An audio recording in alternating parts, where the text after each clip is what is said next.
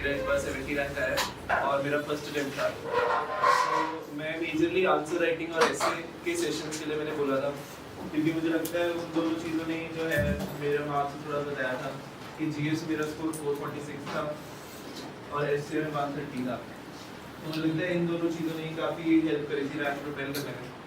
सो आज का सेशन थोड़ा सा मैं बिगिन करता हूँ थोड़ा सा स्ट्रैटेजी का लेके। मुझे लगता है कि स्टार्टिंग में थोड़ा सा कई बार एमलेसनेस आ जाती है कि ना स्ट्रैटेजी क्या रखनी चाहिए, है ना। फिर उसके बाद हम धीरे धीरे प्रोग्रेस करेंगे। थोड़ी सी बुक लिस्ट बता दूंगा अपनी मेरी क्या थी, है ना। आप लोग बीच में फ्री डाउट्स भी पूछ सकते हो, कोई इशू नहीं है। कोई टाइम मैनेजमेंट का इशू आ रहा है, कुछ कॉलेज का है, कुछ भी है ना। फिर उसके बाद धीरे धीरे we will progress to answer writing और फिर एंड में हम लोग एसए के बारे में भी डिस्कशन करेंगे, है ना। बीच में थोड़ा एथिक्स का भी बताऊंगा, कैसे केस स्टडीज अटेम्प्ट करना है, कैसे करना है ना, कैसे कुछ टाइप के क्वेश्चंस को अटेम्प्ट करना है। तो अब हमने इसको इफेक्टिवली यूटिलाइज करने की कैसे करना है। काफी लोग आपके हो सकते हैं कॉलेज में हो साथ में, काफी लोग हो सकते हैं कॉलेज खत्म कर चुके हैं और अब फुल टाइम तैयारी कर रहे हैं। दोनों के लिए प्रोसीजर सेम सा ही है। पहले तो सबसे बेसिक जब मैंने स्टार्ट किया था ना, तो मैंने पहले साल ली थी कोचिंग, ठीक है। ऐसी लोकल कोचिंग ली थी मैंने सिर्फ चंडीगढ़ से तैयारी करी, कभी मैं कहीं बाहर नहीं गया था दिल्ली दिल्ली पढ़ने, है ना। सो यहाँ वाले पॉइंट तक मैंने अपना एक बार बेसिक जो क्लासरूम नोट्स है वो कवर कर लिए थे। बट उस टाइम भी मेरा सेल्फ स्टडी नहीं था, क्योंकि मेरा 9 to 5 कॉलेज था। फिर 5 to 8 में क्लासेस लगाता था, फिर 8 बजे के बाद में घर चले जाता था। फिर उसके बाद कहाँ सेल्फ स्टडी होनी, कॉलेज का भी अगले दिन का काम है। तो पहले साल मैंने कहा कोई नहीं, मैं बस अपनी नोट मेकिंग खत्म करूँगा और अपना मैंने अच्छे से पूरा सिलेबस एक बार कवर कर लिया, ठीक है। उसके बाद जो अगला यहाँ तक साल था वो मैंने अपना किया कि मैंने अपनी सेल्फ स्टडी करी। जो हमारी स्टैंडर्ड बुक्स होती हैं, है ना, जैसे स्पेक्ट्रम हो गई, लक्ष्मीकांत हो गई, उनको मैं साथ साथ अपने क्लासरूम नोट से वो चैप्टर पढ़ा, फिर उसमें से चैप्टर पढ़ा, दोनों को कंपाइल कर लिया एक जगह। कंपाइलेशन वाला काम चला जिसमें मेरी सेल्फ स्टडी भी हो रही थी, ठीक है। फिर लास्ट वाला जो टाइम था, ये वाला आधा साल जो रह गया था, उसमें मैंने क्या करा कि मैंने अपने जो नोट्स मैंने अपने बना लिए थे, ठीक है, उनको और इनहैंस करा, इम्प्रूव करा। कुछ सब्जेक्ट्स थे एंशिएंट मेडिवल कल्चर में रह गए थे पहले, है ना, उनको कवर करा। और मैं क्या करता था कि जैसे मैंने आज अपना सोचा है कि 15 दिन में मैंने ये वाला सब्जेक्ट कवर करना है। मैंने उसको जब कवर करा उसके बाद मैंने फॉर एग्जांपल किसी कोचिंग का सेक्शनल टेस्ट दे दिया कि हाँ ये मॉडर्न हिस्ट्री का सेक्शनल टेस्ट है, चाहे विजन का दे दो, किसी का भी दे दो, मार्केट से फोटोकॉपी वाली दुकान से उठा लो, खुद अटेम्प्ट करो। अगर उस वाले टेस्ट में आपके 100+ आ रहे हैं अपनी रिवीजन करके, तो मतलब ठीक है, कोई बात नहीं। पर अगर 100 से कम आ रहे हैं तो इसका मतलब है कि आपने टॉपिक देखना है कि यार हाँ ये 4 टॉपिक मेरे को क्वेश्चन गलत हो रहे थे, उनको दोबारा अच्छे से पढ़ना है। एट द सेम टाइम अगर 100+ भी आ रहे हैं और आपको पता है कि हाँ में 30 क्वेश्चन गलत हो गए, तो वो 30 क्वेश्चन आपने अपने नोट्स में ऐड कर दिए, ठीक है। तो ऐसे करके हमने जब सेक्शनल टेस्ट दे दिया है, एक इजी लेवल का, एक हार्ड लेवल का, हमने अपनी रिवीजन कर ली है, पहले वाले फेज में अपने नोट्स कंपाइल कर लिए हैं, तो कुछ बचा ही नहीं। तो ऐसे ऐसे करके हमने अपने सारे सब्जेक्ट्स को सेक्शन बाय सेक्शन चल रहे हैं, ठीक है। अब एक मेन डाउट आता है कि सर क्या है, हमें एक दिन में एक सब्जेक्ट करना चाहिए, 2 करेंगे, 3 भी करना है ना। मैं तो पर्सनली देखो यार एक ही करता था, क्योंकि मुझे था अगर आज मैं सुबह हिस्ट्री पढ़ रहा हूँ, शाम को पॉलिटी पढ़ रहा हूँ, पता चला मेरा हिस्ट्री का कुछ पार्ट रह गया, मैंने फिर पॉलिटी शुरू कर दिया, फिर अगले दिन पॉलिटी का बैकलॉग रह गया, हिस्ट्री का तो चल ही रहा है, तो वो मजा नहीं आएगा उसमें, ना समझ नहीं आएगा कुछ अच्छे से, हमारे अंदर टेंशन क्रिएट होता रहेगा और काम नहीं बनेगा। अगर आपने कुछ साथ साथ पढ़ना ही है तो इट वुड बी बेटर कि आप थोड़े थोड़े करंट अफेयर्स पढ़ लो, ठीक है। ये ज्यादा जरूरी रहेगा रादर देन कि आप अपना सब्जेक्ट ही 2-2 लेके चलो। कि कोई बात नहीं, देखो 1 साल तो लगेगा सिलेबस कवर करने में, इसमें कोई वो वाली बात नहीं है ना कि भाई 6 महीने में सारा कवर करके मैं चला जाऊंगा, कि साल तो लगेगा। उसके बाद थोड़ी सी सेल्फ स्टडी भी लगेगी, ये तो एक मिनिमम प्रीरिक्विजिट है ही। उसके बाद काफी लोग बोलते हैं कि न्यूज़पेपर का क्या सीन रहता है ना, कितना पढ़ना चाहिए, क्या आप डेली पढ़ते थे। देखो मेरा तो कॉलेज भी था, इंटर्नशिप भी थी, तो डेली तो मैं नहीं पढ़ पाता था, है ना। मैंने हिंदू पढ़ता था, मैं इंडियन एक्सप्रेस भी अच्छा है, कोई भी पढ़ सकते हो आप, दोनों ठीक है। तो उसमें ऐसा था कि कई बार रह गया न्यूज़पेपर पढ़ना, फिर टेंशन होती है 3 दिन का पाइलअप हो गया भाई, अभी इकट्ठे एक दिन पढ़ना पड़ेगा, टाइम वेस्ट होता है उसमें। न्यूज़पेपर पढ़ने में भी पहले 1.5 घंटा लग जाता है, अभी भी लग जाता होगा कई बार, है ना। तो उसमें ऐसे ही है कि अपना लिमिट सेट कर लो कि यार 1 घंटा न्यूज़पेपर, उसकी ज़्यादा नहीं चलना चाहिए। और उसमें मेरा मेन एम न्यूज़पेपर से करंट अफेयर्स नहीं था। कई लोग न्यूज़पेपर से नोट्स बनाते हैं, देखो मैंने दोनों टाइप के लोग देखे हैं, एक जिन्होंने न्यूज़पेपर नहीं पढ़ा वो भी सिलेक्ट हुए हैं, जिन्होंने न्यूज़पेपर से नोट्स बनाए हैं वो भी सिलेक्ट हुए हैं। देखो गलत कोई तरीका नहीं है, बट मैं पर्सनली क्या करता था, न्यूज़पेपर मेरे लिए था कि थोड़ी सी वोकैबुलरी जो है वो इम्प्रूव होगी, थोड़ा सा जो करंट अफेयर्स है वो मोटा मोटा थीम पता चल जाएगा कि आजकल यार G20 की कॉन्फ्रेंसेस चल रही है, SCO का है, कि फ्रांस के साथ इंडिया का चल रहा है आजकल, है ना, ये सब बातें पता चल जाएगी। और चौथा है, तीसरा है कि जो हमारा इंट्रो बॉडी कंक्लूजन का फॉर्मेट है ना, जो एडिटोरियल्स में होता है, वो सेम हमने आंसर्स में लिखना है वैसे टाइप का, क्योंकि जो एग्जामिनर है वो भी डेली वही अखबार पढ़ता है, तो उसको भी आदत है कि उस फॉर्मेट में उसने चेक करना है। तो ये 3 चीज़ों के लिए न्यूज़पेपर मेरा सोर्स था। बाकी करंट अफेयर्स के लिए मेरा क्या रहता था कि मैं जो मंथली कंपाइलेशन आती है मैं वो पढ़ता था। उसमें भी मेजरली इकोनॉमी, एनवायरनमेंट है ना, थोड़ा सा कल्चर, ये 3 कंपोनेंट में पढ़ लेता था। और जो मोस्टली वो भी हो जाता था, कई बार रह गया या नहीं पढ़ पाए, तो एंड में ईयरली कंपाइलेशन जैसे पीटी आती है ना, पीटी भी पढ़ ली मैंने, इकोनॉमी, एनवायरनमेंट, कल्चर की, थोड़ी बहुत साइंटिफिक, ये 4 बस पढ़नी थी मैंने, क्योंकि मेरे को था कि यार अगर 100 क्वेश्चन है पेपर में, 12 होंगे करंट अफेयर्स के, ठीक है, उस 12 में से अगर मैं सारी दुनिया का सब कुछ पढ़ लूँ तो मुझे 5 से ज़्यादा पक्के तो पक्के नहीं आते, है ना, कि इससे ज़्यादा मुझे आते होंगे। तो हम करंट अफेयर्स पे कई बार अनड्यू वेटेज दे देते हैं जितनी उसकी ज़रूरत नहीं है ना। बाकी ये जो 88 क्वेश्चन थे वो तो स्टैटिक हैं। अगर मैं अपना पॉलिटी वगैरह ही इतना स्ट्रॉन्ग कर लूँ, जैसे मैंने पॉलिटी काफ़ी स्ट्रॉन्ग करने का ट्राई करा था, तो मेरे 10 में से 10 ठीक हो गए थे प्री में, तो मेरे को जो करंट अफेयर्स की गलतियाँ थी तो मेरे को ज़्यादा वो नहीं हर्ट करी, है ना। तो हमें अपना एक कॉम्पोनेंट स्ट्रॉन्ग रखना है, और करंट अफेयर ऐसा कॉम्पोनेंट है जो बहुत मुश्किल है स्ट्रॉन्ग करना, क्योंकि उसके अंदर बेसिक्स या जेनेरिक से कुछ आ ही जाएगा। अब लास्ट ईयर जो मेरा वाला पेपर था उसमें आ गया था कि सोमनाथ टेम्पल के पास कोई नया सर्किट हाउस इनॉपरेट हुआ है, तो वो करंट अफेयर तो कहीं पे भी नहीं लिखा है ना, मैं वो कहाँ से पढ़ लूँगा। तो इसलिए बेटर है कि हम अपना स्टैटिक वाला कॉम्पोनेंट है उसको बहुत ज़्यादा स्ट्रॉन्ग रखें, ठीक है। तो अब यहाँ बात आ जाती है हमारी बुक लिस्ट की, कि बुक लिस्ट क्या है ना। सो मॉडर्न हिस्ट्री की सबको पता है स्पेक्ट्रम है, आप विपिन चंद्र भी पढ़ सकते हो अगर आपको लगता है वो है, दोनों बराबर है। मैं पर्सनली स्पेक्ट्रम पढ़ता था। पॉलिटी के लिए तो लक्ष्मीकांत ये बात सोर्स होगी। ज्योग्राफी के लिए ऐसे है कि एक तो जो हमारी 11th की फिजिकल ज्योग्राफी है और 12th की इंडियन ज्योग्राफी है ना, थोड़ा बहुत सोशल ज्योग्राफी वाले जो बुक है वो भी देख लो, मैंने ज़्यादा नहीं पढ़ी। उसके अलावा जो हमारी जीसी लॉन्ग है उसके अंदर से क्लाइमेटोलॉजी वाला पार्ट है ना, बाकी सब एनसीईआरटी जैसा ओवरलैप ही है। तो जीसी लॉन्ग का भी जब आपने एक बार, जैसे मैं तो 11th की फिजिकल ज्योग्राफी के नोट्स बना लिए थे हर एक चैप्टर के खुद से, कि 1.5 पेज का एक चैप्टर कंपाइल करके रख लिया, फिर जीसी लॉन्ग से वही चैप्टर पढ़ लिया था, जो 2 बातें एक्स्ट्रा थी वो उसी नोट्स में ऐड कर ली थी। तो बाय द एंड ज्योग्राफी का इतना कंपाइलेशन था, ये फिजिकल ज्योग्राफी का था। वर्ल्ड मैपिंग के लिए आप यूट्यूब पे जाओ, कोई भी चैनल देखो, आपको जो लग रहा है कि भाई वो वर्ल्ड मैपिंग ठीक करा रहा है, सुदर्शन गुर्जर सर का फ्री चैनल है, किसी का कुछ है, तो वहाँ से आप कर लो। और ऑल दिस टाइम जो क्लासरूम नोट्स हैं उनको भी साथ साथ लेके चलो, है ना। किसी भी कोचिंग की कोई भी क्लासरूम नोट्स आपके पास है, सब बराबर है। आपने अपना जो फिजिकल ज्योग्राफी जैसे एनसीईआरटी के साथ में अपने नोट्स खोल ले, दोनों को पढ़ लिया सेम चैप्टर, जहाँ पे कम ज़्यादा है वो उसमें ऐड कर, ठीक है। कंपाइलेशन का काम साथ साथ चलता रहना चाहिए, क्योंकि एंड में यही काम आएगा। अब मैंने अपने कंपाइलेशन बना ली ना, कभी एनसीईआरटी नहीं उठानी, कभी क्लास नोट्स नहीं उठाने, है ना, अब सिर्फ वही पढ़ना है। और क्योंकि वो इतनी मेरे 40-50 पेज है, उन्हीं को मैं बार बार पढ़ी जाऊँगा, तो जब मैं 5वीं 6वीं 7वीं में पढ़ रहा हूँ तो वो रट्टा ही बन जाता है, चाहे ना चाहो। तो कोई बोलता है याद नहीं होता, वो याद तभी होएगा जब हम एक ही कंपाइल सोर्स को मल्टीपल बार पढ़ेंगे, है ना। हर बार अलग अलग चीज़ पढ़ेंगे तो वो याद नहीं होगा। सो ये ज्योग्राफी का था, है ना। इसके अलावा हमारा और क्या है, इकोनॉमी के लिए ना कोई भी आप बुक ले लो, है ना, संजीव वर्मा सर की बुक है, नितिन सिंघानिया की बुक है ना, कोई भी बुक है वो आप ले सकते हो।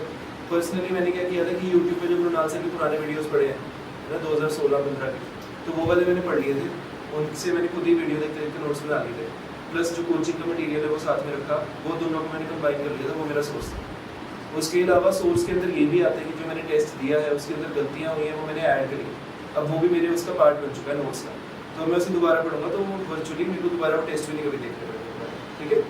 तो ये इकोनॉमी का था, है ना।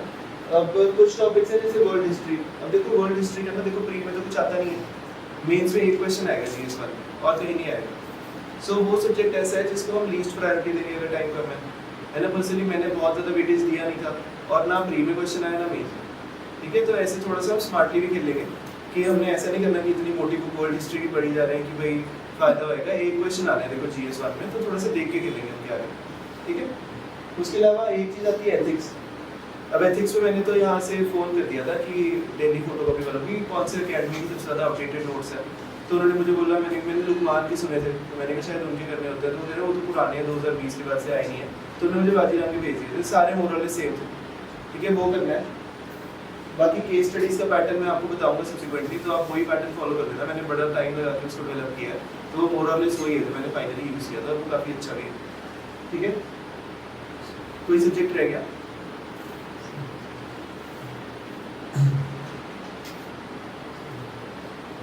तो मोरल सारे कवर हो गए है ना। तो आपने देखना है कि ये सोर्सेज अपने फॉलो करने हैं, और एक स्टैंडर्ड बुक हर सब्जेक्ट की पढ़नी ही है।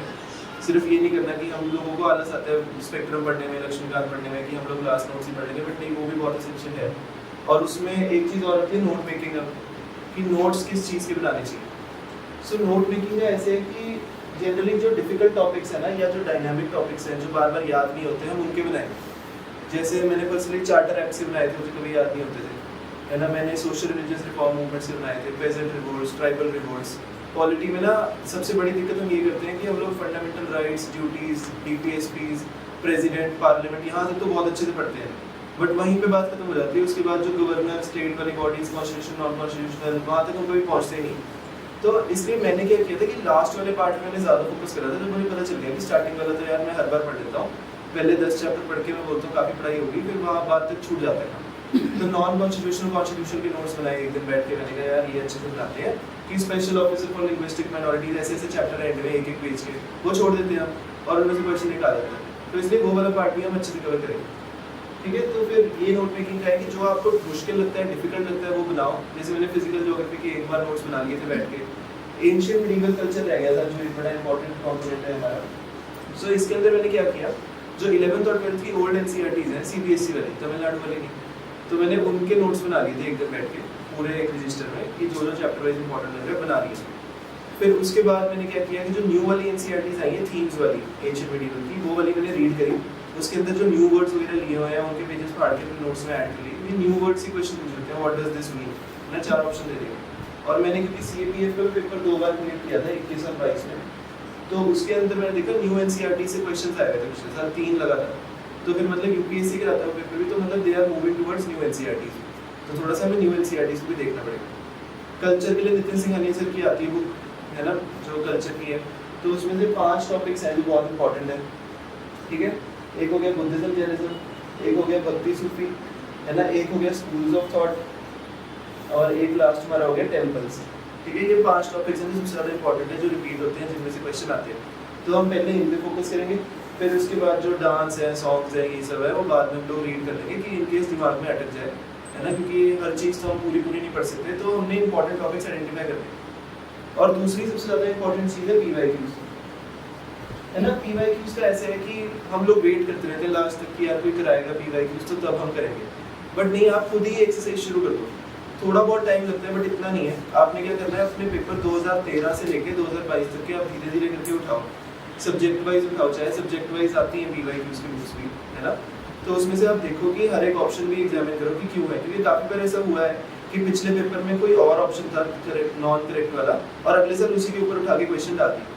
तो है ना, अगर हम पीवाईक्यूज़ का ही अच्छे से एनालिसिस करेंगे तो हमें ये भी पता चलेगा कि इंपॉर्टेंट टॉपिक कौन सा है और कौन सा नहीं, है ना। हम ये भी वेट करते हैं कि यार कोई कोचिंग वाले बताएंगे, कोई बताएगा इंपॉर्टेंट क्या है क्या नहीं है, वो बताएंगे जरूर, बट आप अपनी तरफ से भी एक्सरसाइज करो कि पीवाईक्यूज़ देख के खुद ही इंपॉर्टेंट टॉपिक्स आइडेंटिफाई करो।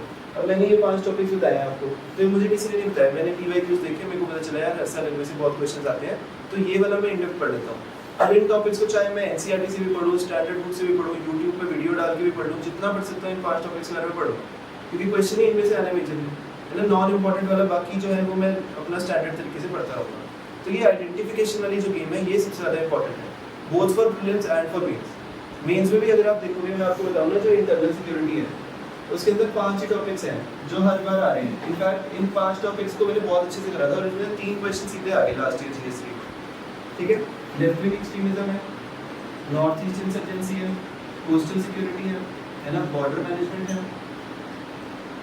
और 5वां हमारा कौन सा है, साइबर सिक्योरिटी, है ना। तो ये हमारे 5 टॉपिक्स हैं जो हर बार घूम करके आएंगे। तो अगर आप कोई भी साल का पेपर उठा लेना, हर ऑल्टरनेट साल में लेफ्ट विंग एक्सट्रीमिज्म हमारे, है ना, साइबर सिक्योरिटी हर ऑल्टरनेट साल पे आ जाता है, बॉर्डर मैनेजमेंट आ जाता है। तो ये सारे टॉपिक्स हम पहले से ही इसका इंट्रो बॉडी कंक्लूजन बना के जाएंगे। पेपर में क्वेश्चन आएगा, थोड़ा सा अगर चेंज है तो थोड़ा सा चेंज करके अपना सही मटेरियल लिखाएंगे। तो ये टॉपिक्स की जो आइडेंटिफिकेशन है ये बहुत इंपॉर्टेंट है। GS2 का देखोगे, हर बार हमें पता है सेल्फ हेल्प ग्रुप पे क्वेश्चन आता है, हर बार हमें पता है विमेंस मूवमेंट्स पे क्वेश्चन आता है ना, पॉलिटिकल पार्टीज, प्रेशर ग्रुप्स, इन सब पे क्वेश्चंस आते हैं।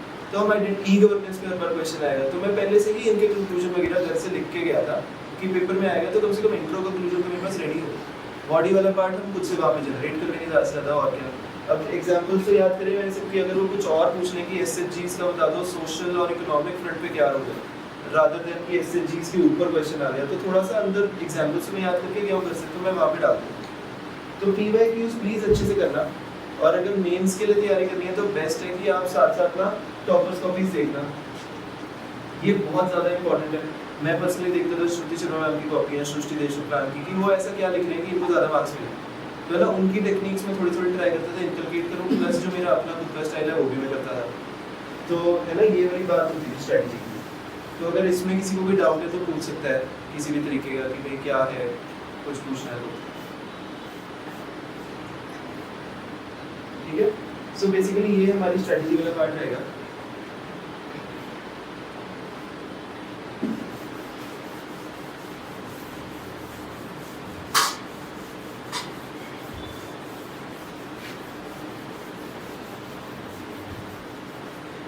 अगर एक साल की टाइमलाइन अगर कोई मेरे से पूछे अब, है ना, सो अगर अभी फॉर एग्जांपल जुलाई चल रहा है ना, अगले साल जून में पेपर है, यहाँ पे कहीं दिसंबर, तो अब हमारा एम है, आपकी जितनी क्लासेस हो गई हैं कि हमें अपना प्रीलिम्स की जो क्लासेस वगैरह वाला पार्ट है, जितना भी टाइम लगेगा वो सबसे पहले वो खत्म करनी है। ठीक है, एक बार वो अच्छे से खत्म करना है हमें। अगर तो आपकी क्लासेस हो चुकी हैं खत्म, कि आपको एक बार सिलेबस का आइडिया लग चुका है कि क्या है, सब कुछ कर लिया है, तो ये वाला पार्ट जो है थोड़ा यहाँ से सितंबर तक, ये वाले पार्ट में फिर आप आंसर राइटिंग कर सकते हो। ठीक है, इन केस अगर ये आपका पार्ट नहीं हुआ है अभी सिलेबस वाला, तो आपको एनीवेज फिर तो आपको प्री पे ही ज़्यादा फोकस करना है, और एनी डे आपको पेपर में वैसे भी प्रीलिम्स में ज़्यादा फोकस करना है, क्योंकि prelims is the most difficult phase of the exam. ठीक है, मेंस प्रेडिक्टेबल है, मेंस जैसे हमने बता दिया, हम आइडेंटिफाई करके जाएंगे, हमें पता है ये क्वेश्चंस आने हैं, ग्रीन एनर्जी, रिन्यूएबल एनर्जी, है ना, ये सब पे, फूड प्रोसेसिंग, पीडीएस, इन पे हर साल क्वेश्चन आने हैं और आएंगे, तो वो हम पढ़ के जाएंगे तो वो इजी हो जाता है मेंस। है ना, दिक्कत सारी प्रीलिम्स की है कि हर साल वेग हो रहा है, अनप्रेडिक्टेबल हो रहा है, सीसैट मुश्किल हो रहा है, कुछ भी हो रहा है, तो प्री निकालना इंपेरेटिव है। तो प्री पे हम ज़्यादा फोकस रखेंगे, मेंस पे रखेंगे, बट प्री पे ज़्यादा रखेंगे। वैसे भी अगर प्री नहीं निकला, प्री निकलने के बाद कॉन्फिडेंस नहीं मेंस हो जाता है, थोड़ा हम लोग ज़्यादा मोटिवेट होते हैं, पुश मिलता है हमें, हम लोग अच्छे से 3 महीने लगाते हैं और फिर मेंस लिखते हैं। और मेंस नहीं निकला तो भी ठीक है, एटलीस्ट अगले साल के लिए थोड़ा सा हमारा प्रेप हो चुका है, बट प्री ना निकले तो बड़ा एवरेज सा काम हो जाता है। ठीक है, तो इसलिए हम लोग प्री पे ज़्यादा फोकस करेंगे। नहीं हुआ है तो यहाँ तक आपको ट्राई करना है कि नवंबर तक यार मैं प्री का खत्म कर लेता हूँ, है ना, फिर इफ पॉसिबल है तो 1 महीने थोड़ा सा हम आंसर राइटिंग के प्रीलाइनर्स वगैरह एनालाइज करके देख के रख लेंगे, बस ज़्यादा इतनी हैवी नहीं कर पाएंगे आंसर राइटिंग 1 महीने में। बट एनीवेज आपको जो है अपना जैन से लेके जो जून तक है, या फेब से लेके जून तक है, ये 2 महीने आप आंसर राइटिंग को रख सकते हो। ये वाला पार्ट जो है सोनली फॉर प्री की रिवीजन ही रहेगा। ठीक है, इसके अंदर आप अपने फुल लेंथ टेस्ट लिखोगे, आप अपने सेक्शनल टेस्ट लिखोगे, है ना, और ये सब वाला पार्ट है, क्योंकि रिवीजन के बिना प्री का कोई फायदा नहीं है। At the same time pre का जो पेपर है, आप जब पहली बार अपना पेपर देखोगे ना, तो आपको 100 में से शायद 25 से 28 क्वेश्चन ही आते होंगे, शायद कम का आते हैं, उससे ज़्यादा आपको पक्का ही नहीं आते होंगे, चाहे आप सब कुछ पढ़ चुके हो। तो मेन गेम प्री की ये है कि आपको वहाँ पे ऑन द स्पॉट जो है अपनी अवेयरनेस रखनी है, दिमाग खुला रखना है। ठीक है, मतलब पेयर्स वाले क्वेश्चन बहुत आ रहे हैं, उनको क्या करना है, तो पेयर्स वाले जब मैंने पेपर किया था तो उस साल फर्स्ट टाइम आए थे 2022 में, तो मेरे पहले 4 क्वेश्चन वही थे, तो मैंने देखा तो मैंने कहा ये बहुत मुश्किल है, पता नहीं क्या है ये, तो मैंने फटाफट से स्किप कर दिया और मैंने पहले इजी क्वेश्चन चुन के वो कर दिए। फिर जब सेकंड रीडिंग में मैं आया तो मैंने एक क्वेश्चन ऑब्जर्व किया कि जैसे अगर ये ऐसे दिया हुआ थी 4 चीज़ें, उसने बोला how many pairs are correctly matched, कोई लोकेशन के साथ मैच करना था, तो मुझे चलो एक पता चल गई कि हाँ यार ये तो पक्का ठीक है ना, एक तो मुझे आइडिया लग गया कि यार ये पक्का गलत थी, अब 2 में मुझे समझ नहीं आ रहा क्या है, बट मैंने समझ देखा कि यार ये वाली जो बात है ना वो तो इसका आंसर था, है ना, तो फिर मेरे को पता चल गया तो मतलब ये इसका होगा। तो मैंने कहा अगर यूपीएससी ने एक चेंज कर दिया तो मतलब दूसरा उसने ठीक ही करा होगा, तो मैंने 2 ओनली कर दिया। सो वहाँ पे ऑन द स्पॉट थोड़ा थोड़ा हम लोग डिराइव कर रहे हैं, थोड़ा सा स्मार्ट गेस कर रहे हैं कि यूपीएससी जनरली क्या करता है, वो ज़्यादा से ज़्यादा इंटरचेंज कर देता है चीज़ों को, तो ओनली 2 पेयर्स ज़्यादा थे करेक्ट थे, तो बाहर आके भी मैंने देखा तो वो कहते हैं कि 65% प्रोबेबिलिटी है आपका आंसर ठीक होगा अगर आप ओनली 2 पेयर्स करो, बट ये रूल नहीं है ना कि आप हर बार वही ओनली 2 पेयर्स ही कर दो, बट वहाँ पे इसलिए अपने दिमाग खोल के पेपर को अटेम्प्ट करना है।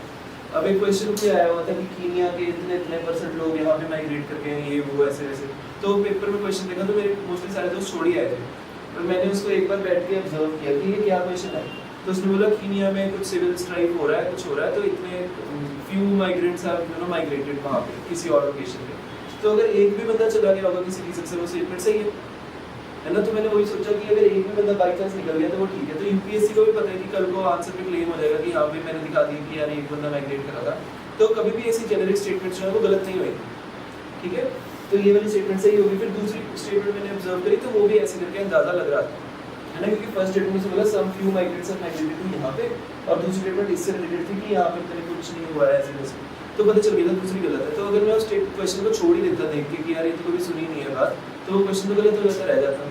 तो इसलिए हम लोग हर क्वेश्चन को ध्यान देंगे, टाइम देंगे, ट्राई करेंगे निकालने का, क्योंकि यूपीएससी को भी पता है कि बच्चे ने ये चीज़ नहीं पढ़ी।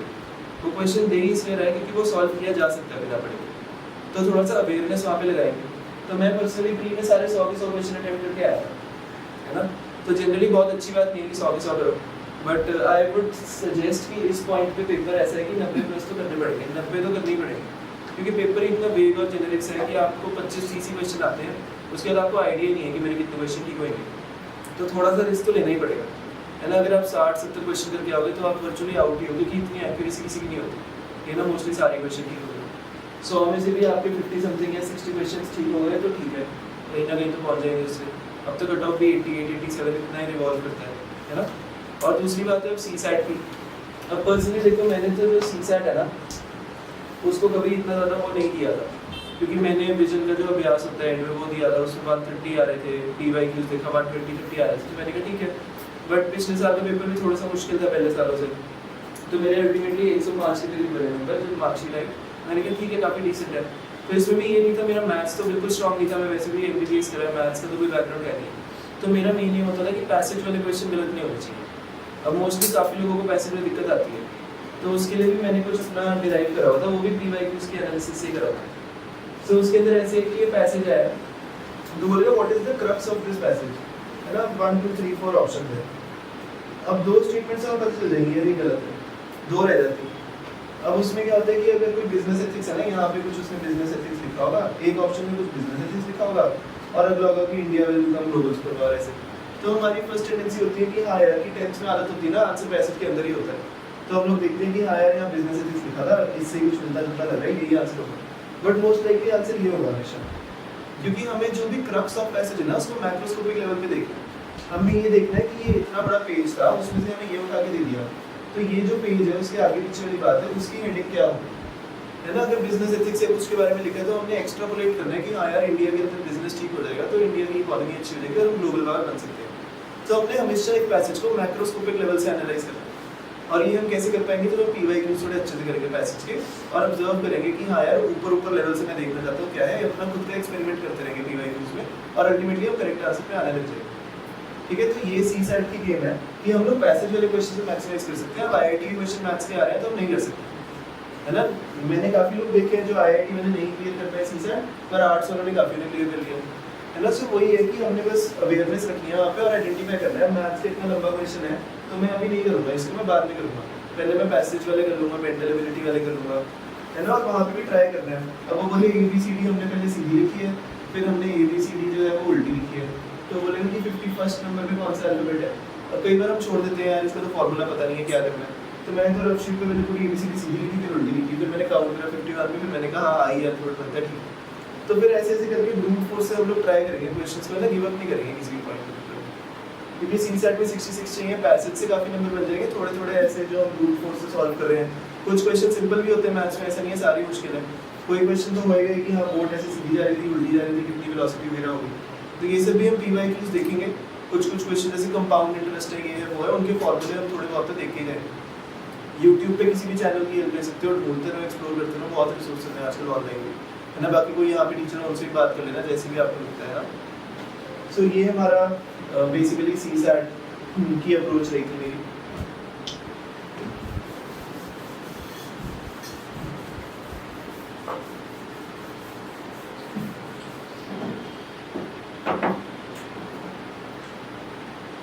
तो थोड़ा सा मैं बताता हूँ कि आंसर राइटिंग के अंदर एक अच्छा आंसर क्या होता है, क्योंकि आंसर राइटिंग मुझे लगता है काफी मुझे टाइम लगा था। सो उसके अंदर जब हमारा सबसे पहले क्वेश्चन आएगा ऐसे करके, है ना, ये क्वेश्चन है, तो इसके अंदर उसने बोला है कि जैसे जीरियाट्रिक एज ग्रुप है या कुछ चलो मिनरल रिसोर्सेज है कि what are the challenges and what are the solutions to, ऐसे क्वेश्चन रहता है। तो सबसे पहले हम क्या करेंगे, हम लोग यहाँ पे डायग्राम बना देंगे, यहाँ पे लिखेंगे FIG फिगर कि mineral resource distribution of the world, और यहाँ पे हम लोग वर्ल्ड का मैप बना देंगे। अगर इंडिया का है तो हम लोग इंडिया का मैप बना देंगे ना, क्योंकि यहाँ पे हम लोग फिर रिसोर्सेज बता देंगे क्या क्या है, सिंगल लाइन में हम ऐसे करके लिखेंगे। फिर यहाँ से हमारी इंट्रोडक्शन चलेगी आंसर की, है ना, यहाँ तक आएगी। फिर इसके बाद उसने अगर पूछा चैलेंजेस, तो हाँ हम लोग चैलेंजेस लिखेंगे ऐसे ऐसे ऐसे करके। फिर यहाँ पे उसका सब पार्ट भी एक और हम लोगों को ढूंढना है। टोटल हर क्वेश्चन में 4 सब पार्ट्स होंगे। अब वो कैसे ढूंढने हैं वो भी मैं एग्जाम्पल एक बताता हूँ। फिर यहाँ पे आपका सेकेंड सब पार्ट आपने कर दिया। फिर यहाँ पे आप बताओगे ऐसे करके सोल्यूशंस क्या है 1 2 3 4 5, और हर एक में ट्राई करना है कि आपने एग्जाम्पल बहुत सारे लिखे हैं। चैलेंजेस में भी आपने बीच बीच में अपने एग्जाम्पल लिखे हैं, ठीक है। फिर यहाँ पे आपका एक ऑप्टिमिस्टिक से वे फॉरवर्ड होगा। अब वे फॉरवर्ड जो है हमेशा ऑप्टिमिस्टिक होगा, मैक्रोस्कोपिक होगा, फॉरवर्ड लुकिंग होगा।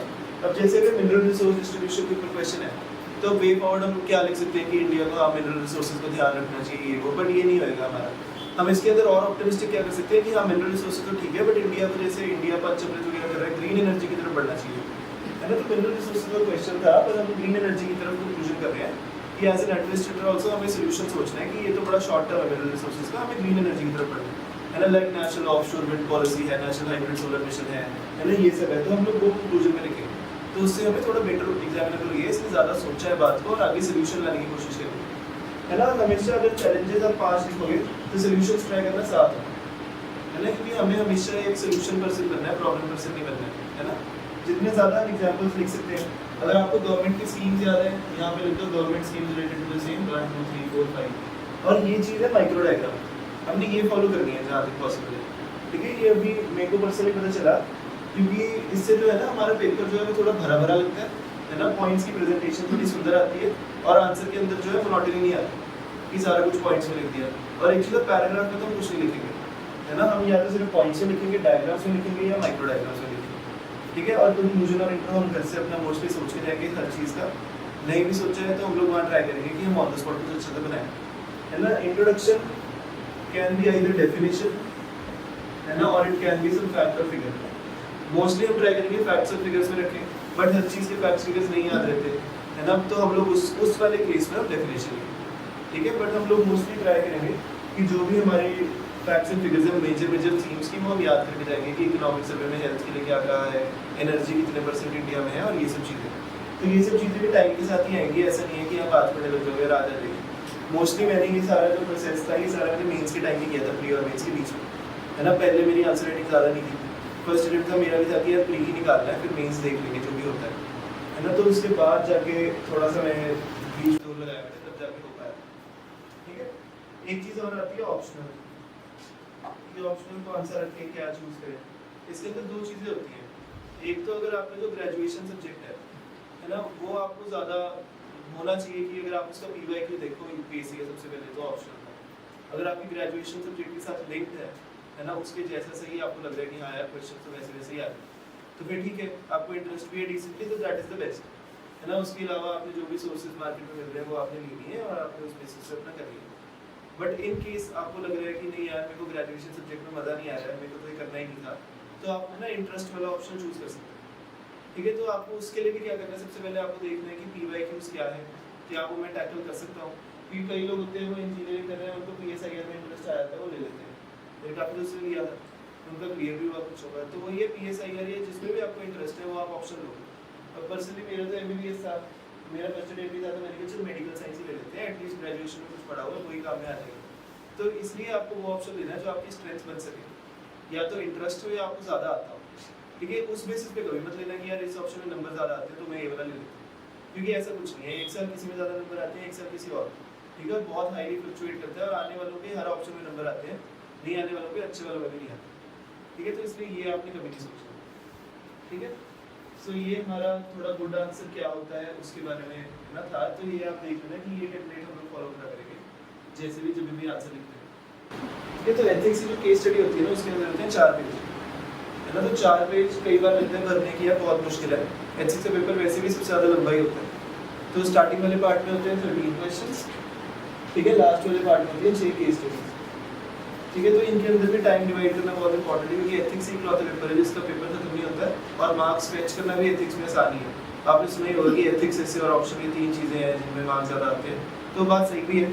बट जीएस 1 2 3 को लोग निगलेक्ट कर देते हैं और उनके अंदर बहुत मार्क्स खींचे जा सकते हैं, ठीक है। सो अब हम बात करें ये है, तो मेरा टारगेट पर्सन रहता था कि 1.5 घंटे में ये करना है और 1.5 घंटे में ये करना है, ठीक है। इक्वली डिवाइड कर लेता था। अब कई बार लोग बोलते हैं मेंस में कि यार पहले स्टार्ट 10 नंबर वाले करें कि 15 नंबर वाले करें, तो मैं पर्सनली 10 नंबर वालों से स्टार्ट करता था, क्योंकि एग्जामिनर के ऊपर फर्स्ट इंप्रेशन पड़ेगा कि ये बच्चे ने अच्छे आंसर लिखे हैं, तो एंड तक चलता है।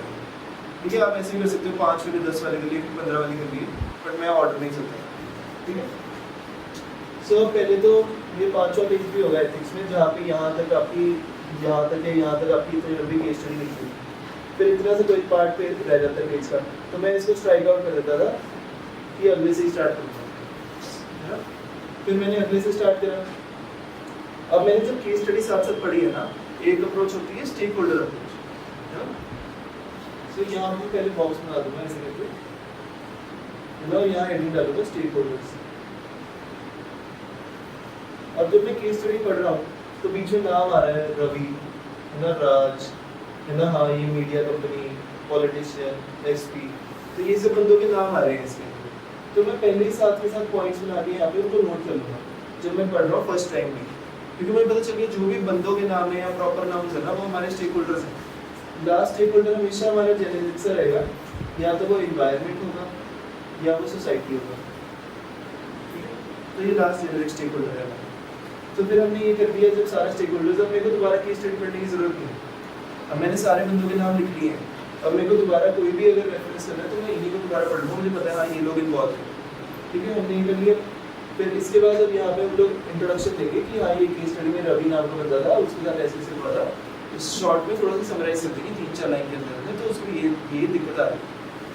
ठीक है, फिर वो बोलेंगे what are the ethical dilemmas, अगला पार्ट होता है क्वेश्चन का। तो एथिकल डिलेमास में पता नहीं होता हम क्या क्रिएट करेंगे। ठीक है, तो एथिकल डिलेमास हम लोग हेडिंग डालेंगे। अब इसके अंदर 2 चीज़ें हैं, एक तो YouTube पे आप वीडियो देखना है एथिकल डिलेमास यूपीएससी, ठीक है, उसके अंदर आपको मिल जाएगी एक वीडियो कोई भी, उसके अंदर उन्होंने 25 से 30 एथिकल डिलेमा समझा रखे हैं। तो आप उसका पहले ही नोट बना के रख लेना कि 25 से 30 है, तो हर एक केस स्टडी में 3-3, 4-4 यूज़ कर लेना। बट उसके अलावा ना एक चीज़ होती है, ये प्रिंसिपल्स ऑफ पब्लिक लाइफ जो लर्न के होते हैं, जब आप एथिक्स पढ़ोगे ना आपको पता चलेगा, बहुत ईजी है। इसके अंदर निमोनिक ही है इसका ना,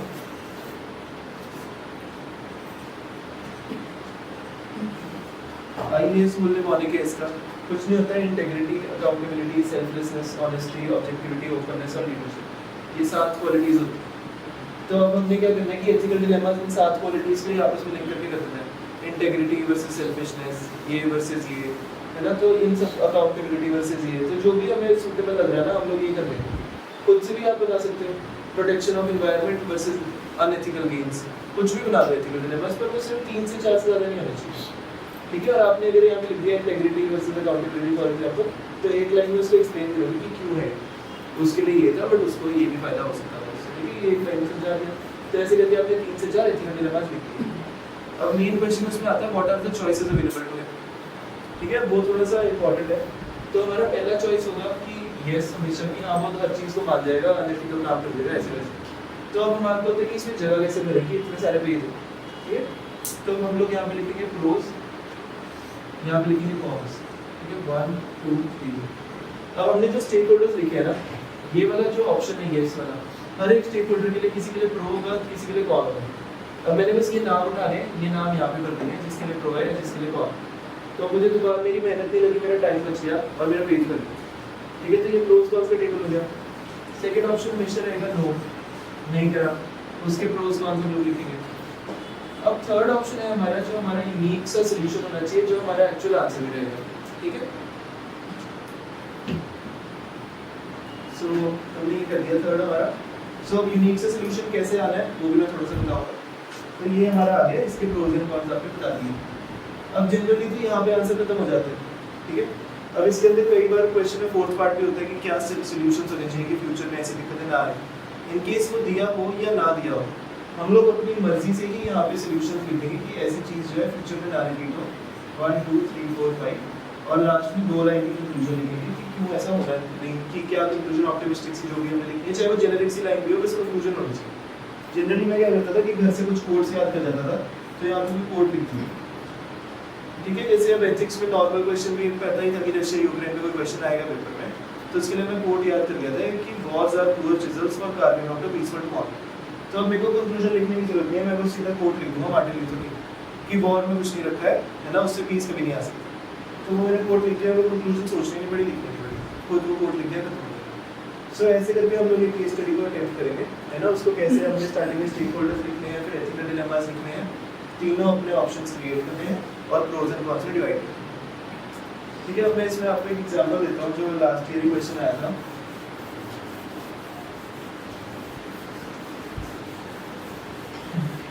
तो लास्ट ईयर क्वेश्चन आया था कि आप अभी नए नए ट्रांसपोर्ट सेक्रेटरी बने हो, है ना। तो फिर आपके क्या हो रहा है कि वहाँ पे बस ड्राइवर्स ने वहाँ पे स्ट्राइक कर दिया और चक्का जाम सा कर दिया उन्होंने, कह रहे हैं हम मूवमेंट नहीं होने देंगे स्टेट के अंदर। तो आपने पूछा क्यों, क्या हो गया, तो उन्होंने बताया कि बस ड्राइवर था एक उनकी कंपनी का, है ना। तो फिर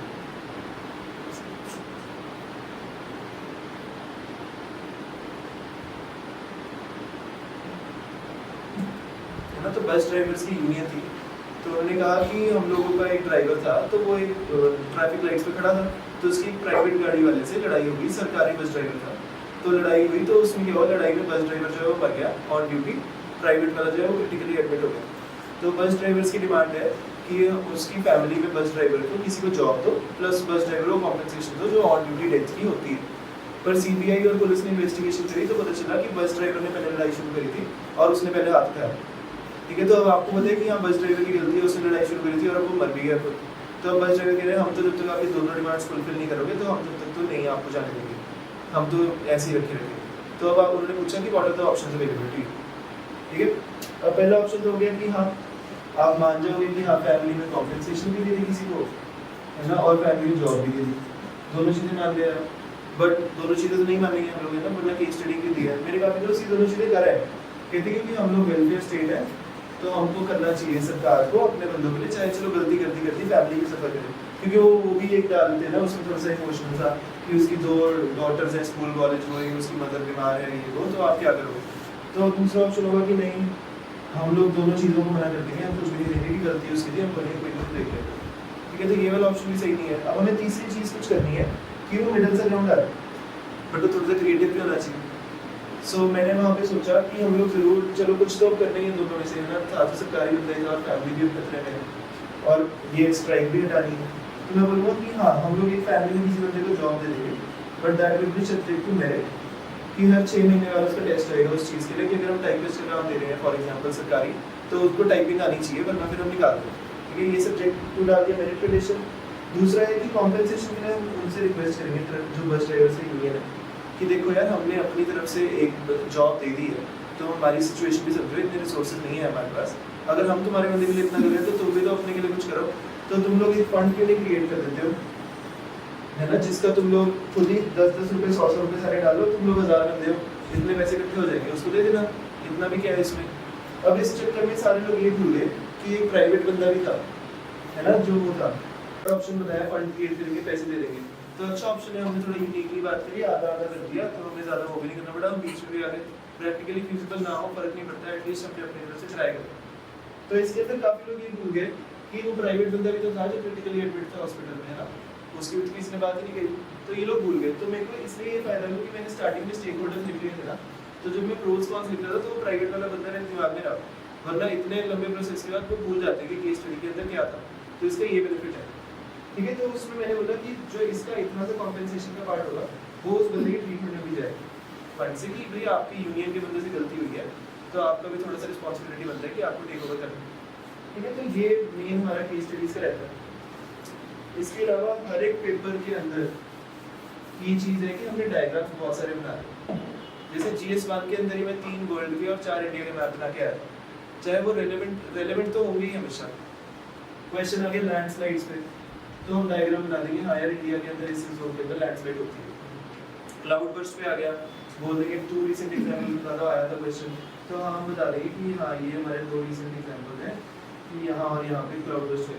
तो हम लोग हर चीज़ का डायग्राम बनाएंगे जहाँ भी पॉसिबल है। इनफैक्ट GS2 में क्वेश्चन आ गया था I2U2, इसके ऊपर क्वेश्चन आ गया था, तो मैंने वर्ल्ड मैप बना दिया, उस पर I2U2 मार्क कर दिया, है ना, यहाँ पे ये I2U2 है, तो इनका ये जियोपॉलिटिकल डायनामिक्स है। ठीक है, तो ये वाली चीज़ है, तो आपने भी ट्राई करना है जितने ज़्यादा आप डायग्राम्स बना सकते हो। इनफैक्ट मैं आपको बताता हूँ जैसे एथिक्स के भी हैं कुछ डायग्राम्स तो मैंने रखे हुए थे कि जब कुछ नहीं समझ आ रहा तो वो डायग्राम्स ही बना दो। ठीक है, तो जैसे ये डायग्राम होता है वैल्यूज, बिहेवियर, कैरेक्टर, कंडक्ट। ठीक है, ये 4 चीज़ें होती हैं। तो इसके अंदर ये जो है जो बाहर तक जा रहे हैं, ये एथिक्स है, और ये वाला जो पार्ट है मोरालिटी है। तो इसका मतलब है कि एथिक्स जो है वो मोरालिटी से ब्रॉडर है, ठीक है। अब जहाँ पे भी आपको कुछ नहीं समझ आ रहा, बस एथिक्स का कोई जेनरिक सा क्वेश्चन है, साइड में ये बना दो, ठीक है, relation between ethics and morality, ठीक है। इस डायग्राम को बनाने में 5 सेकंड भी नहीं लगे, है ना, और इतनी जगह भी भर दी, एग्जामिनर को भी लगा भाई बंदे ने बढ़िया डायग्राम बनाया। तो हम ऐसी ऐसी चीज़ें घर से करके जाएंगे, ठीक है। विशाखा यादव मैम है, उनके कुछ पीडीएफ होता है एथिक्स के डायग्राम्स का, है ना, तो हम लोग वो करेंगे। कॉर्पोरेट गवर्नेंस का डायग्राम होता है, वो हम करके जाते हैं। इमोशनल इंटेलिजेंस पे एक क्वेश्चन आएगा, तो मेरा पहले ये डायग्राम फिक्स था कि डेविड गोलमैन का मिक्स्ड मॉडल है, इसके अंदर what I see what I believe ऐसे करके, है ना। तो ये सारे काम पहले करेंगे। क्वेश्चन में इमोशनल इंटेलिजेंस दिखते ही पहले डायग्राम बनेगा, फिर उसके बाद आंसर चलेगा। हमेशा पहले डायग्राम बनाएंगे हम क्वेश्चन में, ताकि हमें पता चल जाए इतनी जगह डायग्राम में लिखी है, उसके आसपास फिर हम लिखेंगे जैसे बुक में होता है। क्योंकि वैसे भी जो हमारे आंसर है उसका फ्लो ऑफ थॉट ब्रेक नहीं होना चाहिए, ना हमारे लिए ब्रेक होना चाहिए, ना एग्जाम के लिए ब्रेक होना चाहिए, ठीक है। सो ये वाली बात नहीं।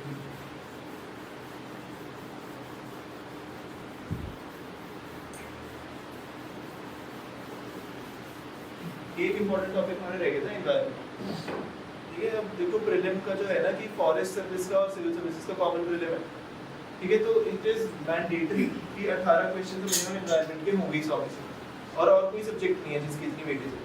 और जनरली हम हिस्ट्री, पॉलिटी, ज्योग्राफी, इकोनॉमी वगैरह करते हैं, एनवायरनमेंट रह जाता है, और वो क्वेश्चंस बहुत हर्ट करते हैं हमारे। सो एनवायरनमेंट के लिए मैंने पर्सनली क्या किया था, जो शंकर की बुकलेट आती है ना, वो की थी।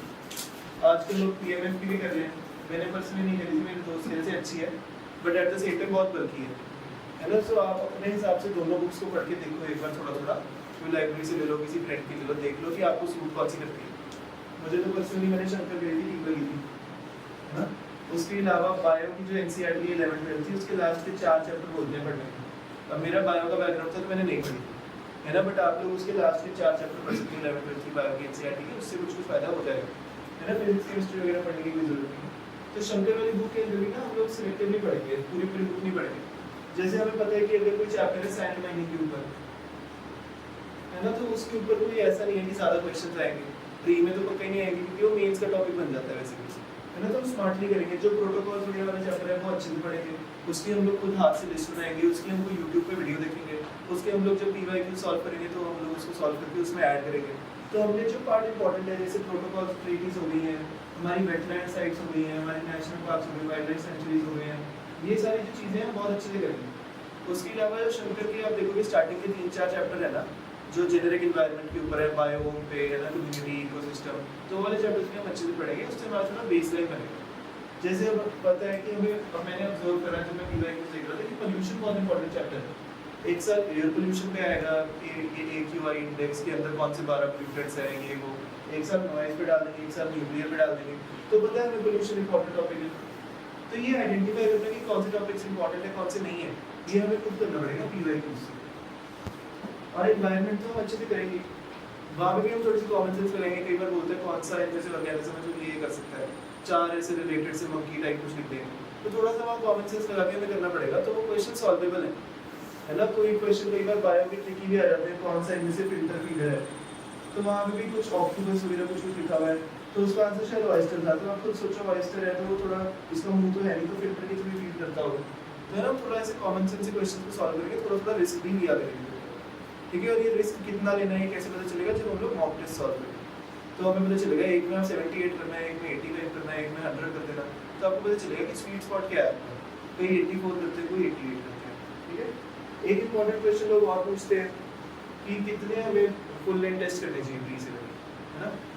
मैंने पर्सनली कर दिया 15। कई लोग कहते हैं 10,000 क्वेश्चन कर लो, है ना, सारा कुछ कवर हो जाएगा।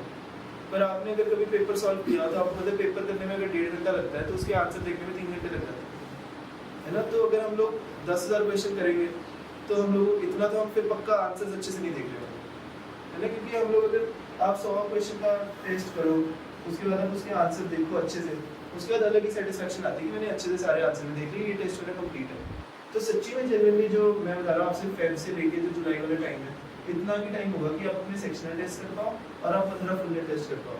अगर आपने 15 फुल लेंथ टेस्ट भी अच्छे से कर लिए ना, उसके सारे आंसर्स देख लिए हैं, तो मोर देन इनफ है। इतने क्वेश्चंस नहीं करने, 15 टेस्ट और सेक्शनल टेस्ट में इतना आदत लग जाती है कि एमसीक्यू अटेम्प्ट कैसे करना, ठीक है। 15 टेस्ट जो मैंने बोले प्लस सेक्शनल प्लस पीवाईक्यूज, कितने हो गए, 1500 क्वेश्चन हो गए, जितने भी और हो गए। पीवाई को अगर आप 2013 से 22 तक भी कर रहे हो, मान लो कि 9-10 साल हो गए, है ना, तो 900 क्वेश्चन और हो गए, तो है ना, इतने हमारे करके 2000 क्वेश्चन तो हो ही गए हैं। तो आपको कोई 10,000 क्वेश्चन या बड़ी कंपाइलेशन की इकोनॉमी की मैं पूरी बुक की एमसीक्यू भी कर डालूंगा, 4000 क्वेश्चन है, तो उसका उतना फायदा नहीं है ना। तो हम लोग अपना स्मार्टली सिलेक्टिवली करेंगे, जो आंसर्स इन टेस्ट में गलत हो रहे हैं उनको अगेन हम लोग अपने नोट्स में ऐड करेंगे, है ना। और जो क्वेश्चन तुम्हें लग रहा है यार ये टॉपिक इंपॉर्टेंट अगर याद नहीं है तो साथ ही साथ वो दोबारा कर पड़ेगा। तो टाइम लगने तो टेस्ट की इवैल्यूएशन करने में, असेसमेंट करने में, पर अच्छे से करना है ना, भाग भाग के नहीं करना। और अगर आपको लग रहा है कि नोट्स में ऐड करना बहुत गलती है, तो आंसर शीट जो साथ में मिलती है टेस्ट के सॉल्व वाली, तो उसमें गोला मार लेना जो आपको लग रहा है कि दोबारा रिवाइज करना है। अब कुछ क्वेश्चन तो इजी होंगे, बोल देंगे कि चलो following is the fundamental duty, आपको पता ही है, तो उसका आंसर थोड़ी हम दोबारा लिखेंगे, है ना, तो मार्क कर लेंगे या ऐड कर लेंगे। तो हम अपना काम छोटा करेंगे जितना पॉसिबल है कर पाएंगे, ठीक है। तो ये इसका है।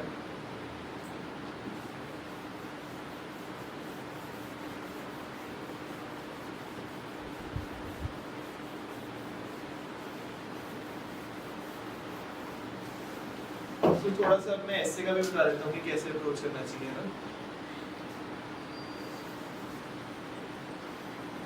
तो सब्सिक्वेंट जो लेक्चर्स होंगे उसके अंदर मैं जैसे इस साल का जो GS3 का पेपर है वो पूरा डिस्कस करूँगा, है ना। कुछ जो मेरे अपने खुद के आंसर्स मैंने लिखे हुए हैं वो मैं थोड़ा सा शेयर करूँगा कि आप लोग देख लेना कि फाइनली आंसर्स कैसे लिखे थे, वो थोड़ा डिस्कस करेंगे।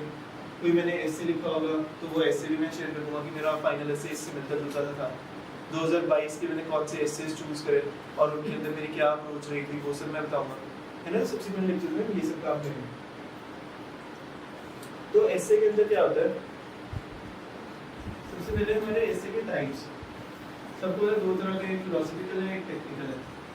टेक्निकल हो गया हेल्थ एजुकेशन एंड सब पे हो गया, फिलोसॉफिकल है कि कुछ भी आता है। सो एक टाइम था जो एसे हमें पता है कि सेक्शन ए होता है और सेक्शन बी होता है, हर एक के अंदर चार टाइप्स के एसे होते हैं, दोनों में से एक ही चूज कर लें। एक एसे 125 का 125 का टोटल 250 मार्क्स है। तो इतनी ज़्यादा वेटेज है एसए की, और एसए की इकलौता पेपर है जिसके अंदर इतनी वेरिएशन है कि आने वालों के 80 भी आते हैं, आने वालों के 150 भी आते हैं। और एक मार्क की मैं आपको वैल्यू बता देता हूँ कि जो रैंक 69 है, रैंक 70 है और रैंक 71 है, हम तीनों के मार्क्स बराबर हैं, ठीक है। और अगर इतने ही रैंक पे 70 रैंक तक ही आके एक मार्क पे 3 बच्चे हैं, तो आप सोचो 200, 250, 300 पे एक मार्क पे कितने बच्चे होंगे, 10-15 तो होंगे, तो है ना। तो इस पेपर के इकलौते एसए के पेपर में ही हमारी इजीली 70 नंबर की वेरिएशन आ जाती है। तो 70 नंबर तो बहुत हो गए। अगर इस पेपर में ही आपके 130 प्लस आ गए, 120 प्लस आ गए, तो आप सेफ हो। अगर 80 आ गए तो आप आउट। तो है ना, हमें ये भी इसमें काफी एनालाइज करना है कि एसए बहुत इंपॉर्टेंट कंपोनेंट है और इतना हल्के में नहीं लेना, ठीक है। सो इसमें से एक सिलेक्ट करेंगे तो 250 मार्क्स से हो गया। तो मैंने सबसे पहले क्या करा, मेरे को भी नहीं पता था एसए कैसे करना है, तो अनुदीप दुरी शेट्टी सर है, उनका ब्लॉग है, ठीक है, उन्होंने ब्लॉग लिखा हुआ है इससे पे, तो मैंने वो अपना सर्च करा था नेट पे। तो अनुदीप दुरी शेट्टी सर का ब्लॉग पढ़ा है इससे पे, 1.5-2 पेज का था, पढ़ा, मुझे अच्छा लगा, कुछ कुछ बातें क्लियर हुई। उन्होंने नीचे टेम्पलेट्स भी दे रखे थे, हेल्थ का पीडीएफ बनाया हुआ है, साइंस एंड टेक का पीडीएफ बनाया हुआ है, एजुकेशन का पीडीएफ बनाया हुआ है, जिसके अंदर कोड्स हैं, जिसके अंदर एग्जाम्पल है, सब कुछ है। बट अनुदीप दुरी शेट्टी सर ने जो पेपर दिया था उस टाइम पे टेक्निकल एसेस बहुत आते थे कि भाई सीधा फॉरेस्ट पे आ गया, सीधा एजुकेशन पे आ गया, सीधा विमेन एम्पावरमेंट पे आ गया। तो अब ये वाला आता नहीं है ज़्यादा, आएगा भी तो शायद एक ऑप्शन किसी एक सेक्शन का होगा, उससे ज़्यादा नहीं। बट एनीवेज मैं आपको बोलूँगा always prefer to write philosophical essays, क्योंकि उसके अंदर आप बहुत ज़्यादा क्रिएटिव हो सकते हो, जितने मर्जी डायमेंशंस डाल सकते हो, कुछ भी लिख सकते हो। टेक्निकल में आप बाउंड हो जाओगे, और टेक्निकल में ऐसा है कि हमसे ज़्यादा 500 लोगों को पक्का ही आता है ना। मेरे को हेल्थ के बारे में, साइंस एंड टेक के बारे में इतना नहीं आता होगा जितना किसी और को आता है, और वो तो टेक्निकल ऐसे भर देंगे जो 5-5 6 7 पेपर लिख रहे हैं। तो हम लोग फिलोसॉफिकल चूज करेंगे। एग्जामिनर को भी अच्छा लगता है कि अलग से आप क्रिएटिविटी अपनी शोकेस कर रहे हो, ठीक है। तो ये हमारे ऐसे के टाइप्स हैं। अब ऐसे के अंदर भी हमारी 3 चीजें आती है। सबसे पहले आती है इंट्रो। अब इंट्रो 3 तरह की हो सकती है। एक है कि आप एनेक्डोट लिख दो या कोई स्टोरी लिख दो, ठीक है। दूसरा है कि आप अपना कोई फैक्ट और फिगर लिख दो।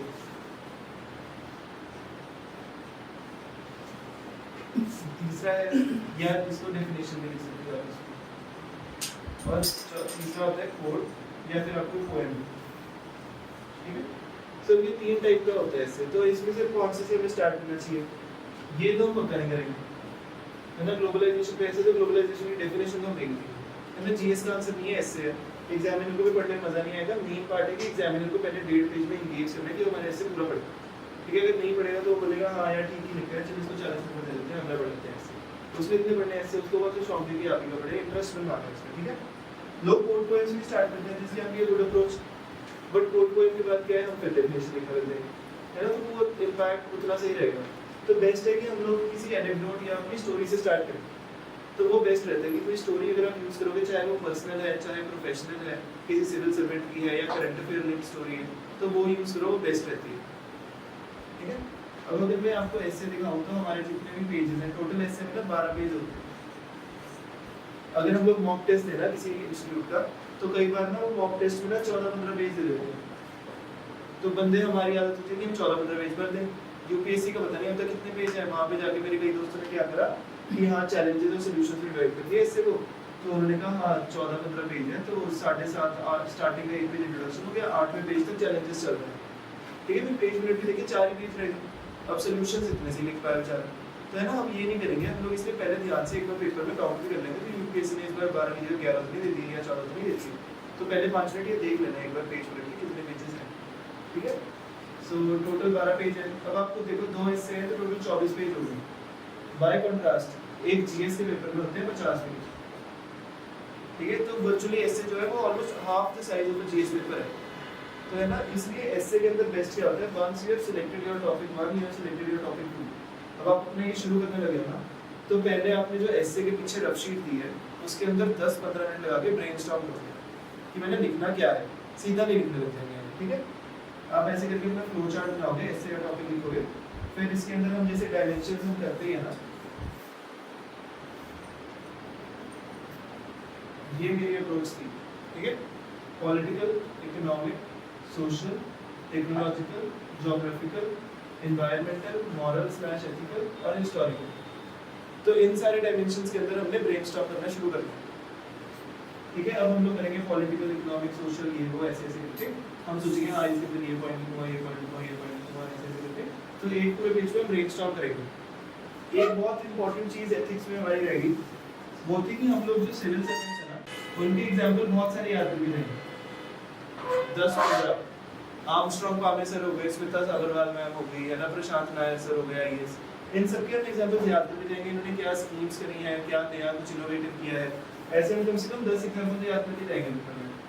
इसके अलावा कोई डॉक्टर रवि कन्नन है, बड़े फेमस, पद्मश्री मिला हमें, उनका एग्जांपल याद करेंगे। जो भी आपको लगता है ई श्रीधरन जो मेट्रो मैन ऑफ इंडिया है, उनके एग्जांपल्स याद करके जाएंगे 10-15, क्योंकि एथिक्स के पेपर में मैं तो खुद से अपनी तरफ से याद करके गया था, बट पेपर में इस बार आया क्वेश्चन है कि कंपैशन वगैरह होनी चाहिए सिविल सर्विस में, इंटेलिजेंट होते हैं ये वो, discuss with the help of examples of relevant civil service. इस बार उन्होंने पूछ ही लिया, तो मतलब क्वेश्चन की यूपीएससी की हमेशा एक इग्नेट डिमांड है कि आपको सिविल सर्विस के एग्जांपल पता होने चाहिए।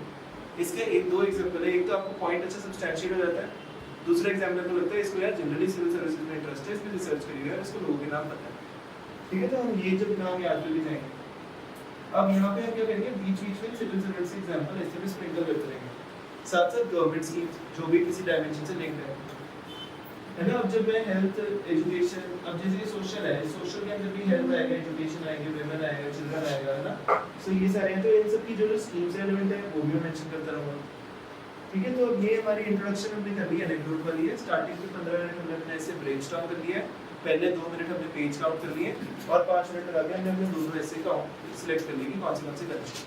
अब दोनों ऐसे पहले सिलेक्ट करने का फायदा है, जब आप ये वाला पार्ट ब्रेनस्टॉर्म कर रहे हो ना, आपके दिमाग में अपना दूसरा ऐसे का टाइटल घूम रहा है, तो आप यहाँ पे कोई एग्जांपल अपना ब्रेनस्टॉर्म कर रहे हो ना, तो आप बोलोगे नहीं यार ये वाला ना दूसरे वाले में बेटर फिट हो जाएगा, तो मैं उसको वहाँ यूज करूँगा, और कहीं ना कहीं आपके दिमाग में दोनों ऐसे ब्रेनस्टॉर्म होने स्टार्ट हो जाएगा, ठीक है। तो ये वाला एग्जांपल आपने यहाँ से बचा के यहाँ पे डाल दिया, यहाँ से बचा के यहाँ पे डाल दिया, तो आपके एग्जांपल भी इवनली डिस्ट्रीब्यूट रहेंगे, वरना हम फर्स्ट हिस्से में अपना सारा कंटेंट डाल देते हैं और सेकंड में कुछ बचता है, ठीक है। तो ये उसके लिए दूसरी चीज थी। फिर अब हमने अपना इंट्रोडक्शन वगैरह कर लिया, ऐसे का ना, स्टोरी बना ली अच्छी थी। अब हम आ गए बॉडी पे। अब उसमें भी 3 तरीके होते हैं। एक हमारा होता है जैसे डायमेंशन हमने जनरेट कर दिया ना, जो वो बेस्ट जनरेट अप्रोच थी। दूसरा है पर्सपेक्टिव, ये भी मैं समझाता हूँ, जैसे इंडिविजुअल लेवल पे, कम्युनिटी लेवल पे और नेशनल इंटरनेशनल लेवल पे। और चौथा है कि हमारा क्रोनोलॉजी के बेस पे है ना, जो है हमारा पास्ट, प्रेजेंट और फ्यूचर। अब इन तीनों में से हमने कौन सा चूज करना है? मैं जनरली क्या करता था कि मेरा मेजरली डायमेंशन पे घूमता था, और डायमेंशंस के अंदर मैं पर्सपेक्टिव और क्रोनोलॉजी यूज करता था। जैसे अगर मैं अपना हिस्ट्री वाला यूज कर रहा हूँ ना डायमेंशन, अभी मेरे एस्से में चल रहा है, तो इसके अंदर मैं क्रोनोलॉजिकली बता दूँ। अगर मैं एग्जांपल मैंने लिखना ही है गांधी जी का और हुमायूं का, तो पहले मैं हुमायूं वाला लिख दूंगा, फिर गांधी जी वाला लिख दूंगा, फिर आजकल के कॉन्टेक्स्ट में कुछ लिख दूंगा, ठीक है? तो हम इसमें क्रोनोलॉजिकली किसी में भी चल सकते हैं। और दूसरा है हमारा जो ये पर्सपेक्टिव बेस्ड है, इंडिविजुअल नेशनल। अब ये है कि कोई डायमेंशन में कई बार पॉइंट दिमाग में नहीं आता कि अब मेरे को एस्से के अंदर एथिकल डायमेंशन कोई बन ही नहीं रहा है, तो फिर मेरे को ऊपर इतना पता है, जैसे एनवायरनमेंट हो गया कि नहीं बन रहा है, तो फिर कि इंडिविजुअल लेवल पे एनवायरनमेंट में क्या होगा, तो उसमें हम नेशनल इंटरनेशनल लेवल में लाएंगे कि इंडिया और पंचमृत का एग्जांपल लिख देंगे कि इंडिया कैसे अपनी खुद की रिस्पांसिबिलिटी ले रहा है, और ये वो फिलोसफिकल एस्से में लिख कर देंगे। और एथिक्स में हमारे पास अगर नेशनल लेवल का कुछ नहीं बन रहा, तो हम इंडिविजुअल लेवल पे कर देंगे कि हमें अपने अंदर का मॉरल कंपास राइट करना चाहिए ताकि ऐसे वैसे हो जाए। तो ना हमें ध्यान रखना है कि हर एक डायमेंशन के अंदर भी तीनों पर्सपेक्टिव है हमारे पास, तो इनमें से जो भी हमें ज़्यादा सूटेबल लग रहा है हम वो वाला यहाँ पे लिख देंगे। तो हमारा मेन काम है कि हमें वहाँ पे टाइम ना लगे सोचने में कि क्या हमने करना है। हमारे पास इतने सारे पॉइंट्स और सब हेडिंग्स पहले डिवाइडेड हो। अब अगर ये कितने सारे पॉइंट्स हो गए, 1 2 3 4 5 6 7 8 हो गए ना, तो मेरे 8 पैराग्राफ तो मेरे को पता ही है किन चीज़ों में होंगे, है ना। इसके अलावा पहला मैंने 1.5 पेज कर चुका है एनेक्डोट से, लास्ट वाला पेज मैंने कंक्लूजन और वे फॉरवर्ड टाइप्स के लिए छोड़ा है ना। तो बीच के जो मेरे 12 पेज हैं उनमें मैंने ये फिट करने का है। हो सकता है एक डायमेंशन को 2 पैराग्राफ लग जाए, एक को 3 लग जाए, या जैसे भी, और एक के बारे में बहुत ज़्यादा आता होगा, एक के बारे में मैं हमेशा 2 ही पढ़ूंगा। तो हम लोग को अपने हिसाब से कैलिब्रेट करेंगे, है ना। कई लोग होते हैं जो फिलोसफिकल थिंकर्स बहुत ज़्यादा हेवीली लिखाते हैं ऐसे में। मैं तो एक पेज लिख के आया था, अरे मुझे आते ही नहीं, मेरा पीएस का ऑप्शन भी नहीं था इतने पढ़े लिखे। और जो लिख के आते हैं ज़्यादा फिलोसफिकल थिंकर्स वगैरह में, तो उनको लगता है उनको ऑप्शन में शायद पीएसआई आ रहा है या फिलोसफी है, तो एग्जामिनर फिर मार्किंग उस हिसाब से करते हैं। तो हम इतना तो हेवीली नहीं यूज़ करेंगे, एक आधा कहीं पे करना है वो करते हैं जहाँ पे ज़्यादा फीजिबल लगता है। पर ज़्यादातर अब एक पेज का मैं आपको बता देता हूँ कैसा हमारा एक एवरेज पेज जो है वो दिखना चाहिए ऐसे का। मोर और लेस ऐसे होना चाहिए कि हमारे 1 2 3 पैराग्राफ्स हैं, है ना, और हर एक के अंदर 1 या 2 एग्जाम्पल दूसरे को। तो हमारे एक पेज पे 3 पैराग्राफ्स टाइप होने चाहिए, नॉट अ फिक्स्ड रूल, जितने करने करो, 4 करने 4 करो, पर एक तो अपने मत करना, एक तो पैराग्राफ बना ही देना, ठीक है। उसके अलावा एक चीज़ और कि जैसे मैं आपको एग्जांपल देता हूँ कि मैं अपना एग्जांपल ट्रायंगल के अंदर लिखता था, है ना। तो ये मैंने देखा था कई टॉपर्स यूज़ करते थे, तो मैंने भी शुरू कर दिया था यूज़ करना। अब थोड़ा कॉमन हो गया, तो आप भी अपनी इनोवेशन करो। इसका क्या फ़ायदा है, एग्जाम की स्टार्टिंग में तो हम एग्जाम्पल अच्छे से लिखते हैं ना कि ये एग्जाम्पल है, पेपर के एंड में मैंने लिखते हैं, है ना। तो फिर ये उसको एंड में समझ नहीं आएगा कि एग्जाम्पल इसमें बहुत कोट करें। तो अगर मेरा ट्रायंगल है यहाँ पे भी और मेरा ट्रायंगल है यहाँ पे भी, तो एग्जामिनर को बताइए एग्जाम्पल ट्रायंगल के अंदर लिखते हैं, तो वो दूर से मेरा पेज दिख रहा है, उसको दिख रहा है कि इसके अंदर 5 ट्रायंगल बना रखे हैं, मतलब इसमें 5 एग्जाम्पल लिखे हैं, तो ना बड़ा इसका एनरिच सा आंसर लग रहा है यार, ठीक है। तो इसलिए मेरे को ये वाली चीज़ मैंने लगी। तो आप ऐसे अपनी खुद की इनोवेशन कर सकते हो पेपर में, है ना, कि एग्जामिनर को पढ़ने में पेपर आसान है। हमारा मेन एम क्योंकि वही रहेगा इसमें, ठीक है।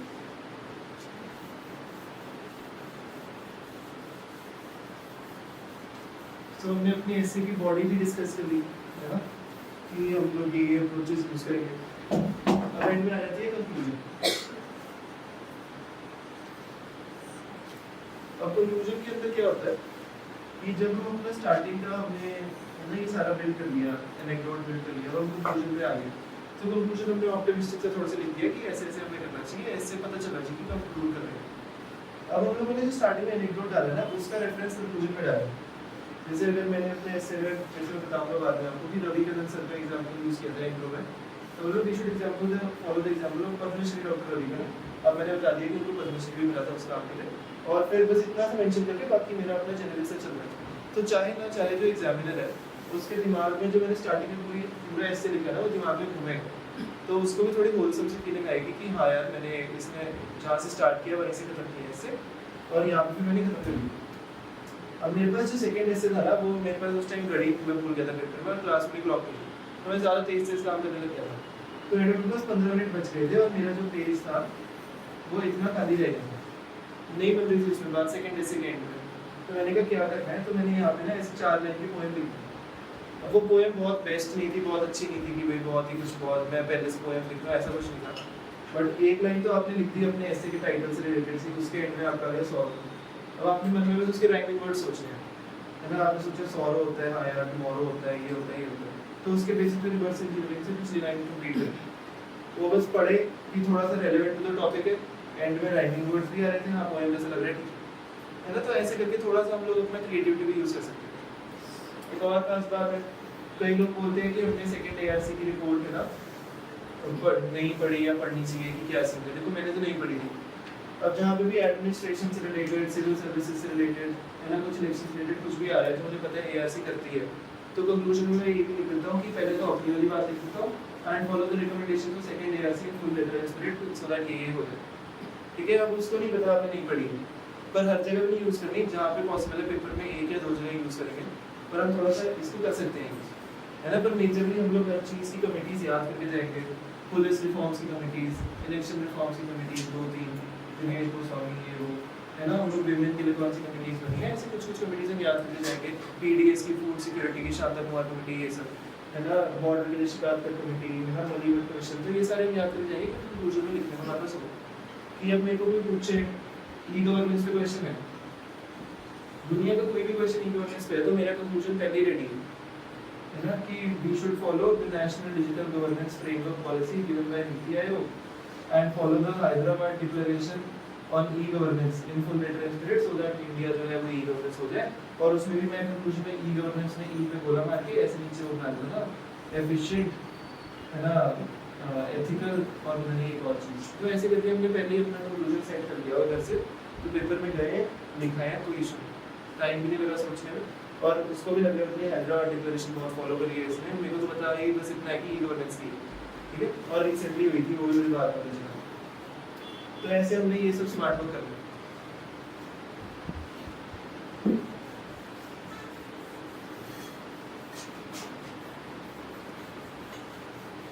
आपको भी कुछ यार कुछ डाउट्स? अच्छा है कि 6 घंटे डेली पढ़ रहे हो, क्योंकि जो एग्जाम से पहले वाला 1 महीना ना उसमें आप पढ़ो जरूर 10 घंटे, प्री मेंस के बीच में पढ़ो 10 घंटे, बट पूरे साल अगर आपको अपनी रिदम मेंटेन करनी है ना तो 6 घंटे पढ़ेंगे, मतलब ज़्यादा पढ़ सकते हो तो पढ़ो, बट बात ये होती है ना, कि हम लोग 6 से ज़्यादा घंटे डेली नहीं पढ़ सकते।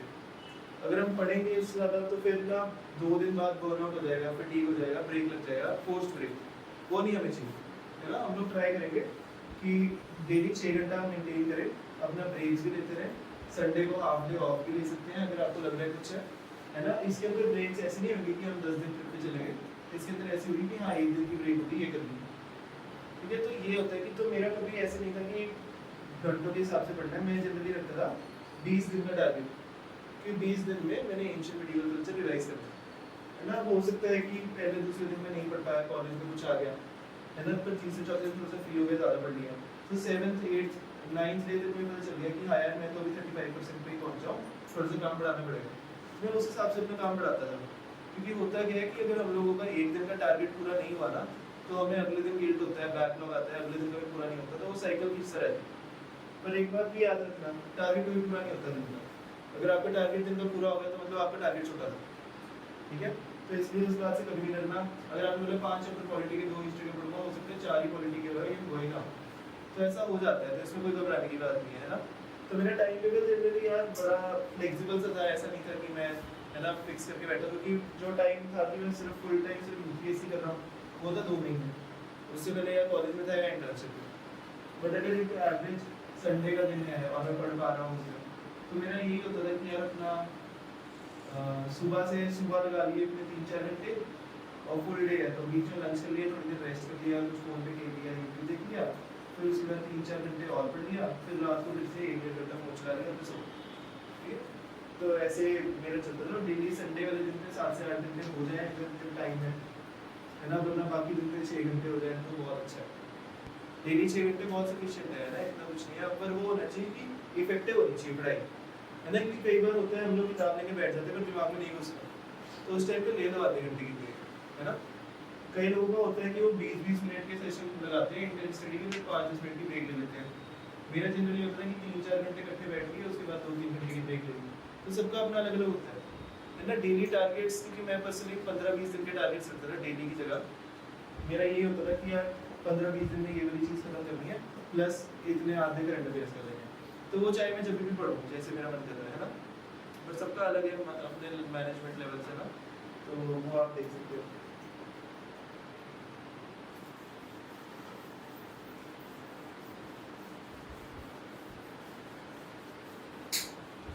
और कुछ देखिए अभी पॉइंट आ रहा है। बाकी एक ये है कि कई लोग बोलते हैं सोशल मीडिया का क्या करना चाहिए, बिल्कुल ही डीएक्टिवेट हो जाए, ऑफ हो जाए, ये हो जाए। तो मैं था हर एक सोशल मीडिया प्लेटफॉर्म पे, मतलब मैं कुछ एक्टिवली पोस्ट नहीं करता था, बट हाँ देख लेता था स्क्रॉल करके कि क्या चल रहा है ना, इंस्टाग्राम वगैरह क्या है। टेलीग्राम एक बहुत अच्छी चीज़ है, टेलीग्राम के अंदर बहुत सारे ग्रुप्स हैं, बहुत सारे चैनल्स हैं, वो देखो फॉलो करो। एक बहुत अच्छी चीज़ मुझे मिली थी, पता नहीं कौन से चैनल पे, फ्री से पहले ही आई थी, शायद दोबारा भी आ रहे। वो एक पीडीएफ था, उसका नाम था एनाटॉमी ऑफ प्रेजेंस। मैंने ऐसे ही बोल दिया उसको, एक पता क्या है फ्री से पहले, तो बहुत अच्छा था। उसके अंदर उन्होंने दिखाया होता नहीं हर एक ऑप्शन को कैसे रूल आउट करा किसी टॉपर ने, कैसे एलिमिनेट करा है ना, क्या सोच के एलिमिनेट करा। जैसे एक चीज़ मैंने वहाँ से सीखी थी जो मुझे फाइनली काम भी आई, कि जो फैक्ट बेस्ड स्टेटमेंट्स है वो जनरली गलत होती है ना। अगर लिखा हुआ है कि हाँ ये वाली चीज़ यहाँ पे फाउंड है और ये पूरा हार्डकोर फैक्ट है, तो गलत ही होगा, क्योंकि यूपीएससी सिर्फ उसके अंदर ही चेंजेस कर सकता है। दूसरी स्टेटमेंट जो है it is one of the ये चीज़ इन इंडिया, तो वन ऑफ द वाली में वो इतनी गलती नहीं करता कि ठीक ही है। तो यही मेरे को सीखा मैंने वहाँ से कि फैक्ट में जनरली गलत होगी। अगेन रूल नहीं है ना कि भाई पक्का गलत होगी, बट हो सकता है वो जनरली। तो पेपर में जो मैंने आपको बताया कि सोमनाथ टेम्पल या सर्किट हाउस इनॉग्रेट हुआ है, तो उस पर क्वेश्चन आया था। तो उस पर सोमनाथ टेम्पल में क्वेश्चन आ गया कि the temple was inaugurated by president Rajendra Prasad in 1951, और अगली थी it is one of the jyotirlinga shrines of India.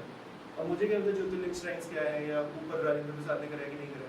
तो मैंने कहा it is one of the ये वाली श्राइन्स इन इंडिया, तो हाँ हो सकता है कि हाँ होगा वन ऑफ द साइट्स, पर कि राजेंद्र प्रसाद नहीं किया। मैंने कहा नहीं यार नहीं करा होगा राजेंद्र प्रसाद, तो फैक्ट बेस्ड स्टेटमेंट गलत कर देते। तो आंसर जब आया तो ओनली था। तो ना ऐसे थोड़ा थोड़ा हम लोग पेपर पे जब एनालाइज करेंगे तो इससे ये नेट से बेनिफिट हमें निकलेगा। तो खुद इस पे थोड़ा काम करना, स्ट्रेटजीज डिवाइस करो। मैंने काफ़ी बना रखी थी कि कौन सी चीज़ पे कैसे एलिमिनेट करना है, किस टाइप के क्वेश्चन में ऑल ऑफ द अबव वाला सही हो सकता है, किसके अंदर यूपीएससी कैसे टाइप के क्वेश्चंस करता है। क्योंकि जो यूपीएससी बनाने वाले वो देते हैं कि जैसे अगर मुझे दे दिया आज पेपर बनाने को, तो मैं पेपर कैसे बनाऊंगा, पीवाईक्यूज देख के, या ना किस टाइप का है कि इस साल कोई बहुत ही क्रेजी से पेपर नहीं बनाना है कि कल को मेरे ऊपर ये क्वेश्चन उठ जाए कि कैसे पेपर बना दिया, ठीक है। तो पीवाईक्यूज इसलिए एसेंशियल है, वो भी जब देख के बना रहे हैं तो हम भी देख के आंसर तो कर ही सकते हैं, है ना। तो ये वाली चीज़ हमेशा दिमाग में याद रखो। तो सोशल मीडिया का ऐसा था। बाकी कई बार तैयारी करते हुए डाउट्स भी बहुत आते हैं कि भाई लगातार इतने दिन पढ़ाई नहीं हो रही है, अब क्या करना है ना। तो वो वाले फेज के लिए भी बेस्ट है कि अपने कुछ दोस्तों से बात करो, है ना। जैसे मेरे तो मेडिकल में मोस्टली नॉन यूपीएससी वाले लोग ही थे, तो उनसे मैं शेयर कर लेता था, है ना। और दूसरी बात ये है अपने घर वालों से बात कर लिया करो कि ऐसे ऐसे चल रहा है, कि भाई दिक्कत आ रही है ऐसे, तो वो बोल देंगे कि कोई नहीं हो जाएगा मेरा, ऐसे वैसे टेंशन नहीं करनी है। और दूसरी बात है याद रखना कि जैसे जो तैयारी का फेज है वो मुश्किल है, दिक्कतें सबको आ रही है ना। प्री का पेपर आप देखोगे आप लोग बहुत मुश्किल है, पर याद रखना सबके लिए इतना मुश्किल है ना। तो इसलिए ज़्यादा चिंता करने की जरूरत नहीं, आपने बस करना है कि मैं अपना बेस्ट लेके आना है ना। मुझे ये नहीं है कि मुझे किसी से ज़्यादा नंबर लेने हैं, मुझे बस अपनी पिछली परफॉर्मेंस से बेटर करना है। चंडीगढ़ में होने का ये भी एक फ़ायदा है, अगर जैसे मैं मॉक इंटरव्यू देने पहली बार राजेंद्र गया था, तो वहाँ पे तो बहुत ही बुरा माहौल लगा मुझे। इतने सारे लोग हैं ना, सभी चलने की भी जगह नहीं है वहाँ पे, तो है ना। हर बंदा नया नया मटेरियल पढ़ रहा है, देख रहा है। तो मेरे को तो ये बहुत ही फ़ायदा लगा कि मेरा मटेरियल लिमिटेड था, मैंने ज़्यादा किसी से इतनी इन्वॉल्वमेंट रखी नहीं कि भाई क्या पढ़ रहा है, क्या करना है। किसी ने मुझे ज़्यादा पूछा नहीं भाई क्या पढ़ रहा है क्या। तो मुझे लगता है कि वो काफ़ी अच्छा लगा कि मेरी तैयारी रिलैक्स तरीके से चली थी।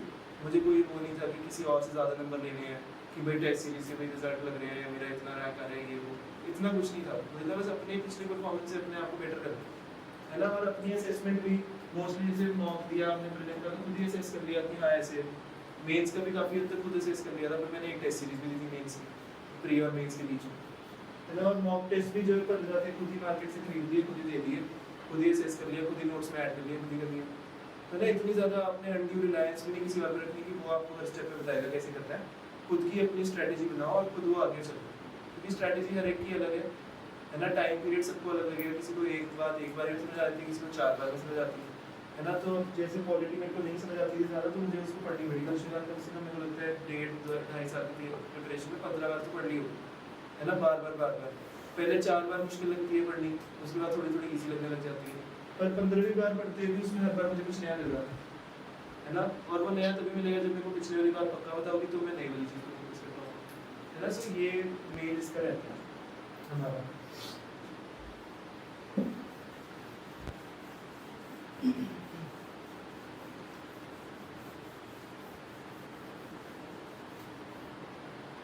तो आपको किसी टॉपिक में ज़्यादा दिक्कत है तो बताओ, कोई मतलब कि कोई बुक मार्क का आपको लग रहा है कि क्या टॉपिक ज़्यादा पढ़ना चाहिए, कुछ भी आ रहा है तो पूछो यार। कोचिंग और सेल्फ स्टडी का क्या है? कोचिंग का ऐसे है कि यार कोचिंग में ना आपको बताएंगे कि पढ़ना क्या है ना, कैसे पढ़ना है, और उस चीज़ को पढ़ना वो आपके हाथ में ही है ना। तो पहले तो मेजरली ये, जैसे अगर आप अपनी फुल टाइम तैयारी कर रहे हो तो आपने अपनी कोचिंग की क्लास लगा दी, आज आपको रिवोल्टर रीडिंग की सर पढ़ाती है क्लास में, ठीक है। तो आप घर गए, आपने स्पेक्ट्रम खोली, उसके अंदर 10 पेज का चैप्टर रिवोल्टर रीडिंग की सर आपने पढ़ ली।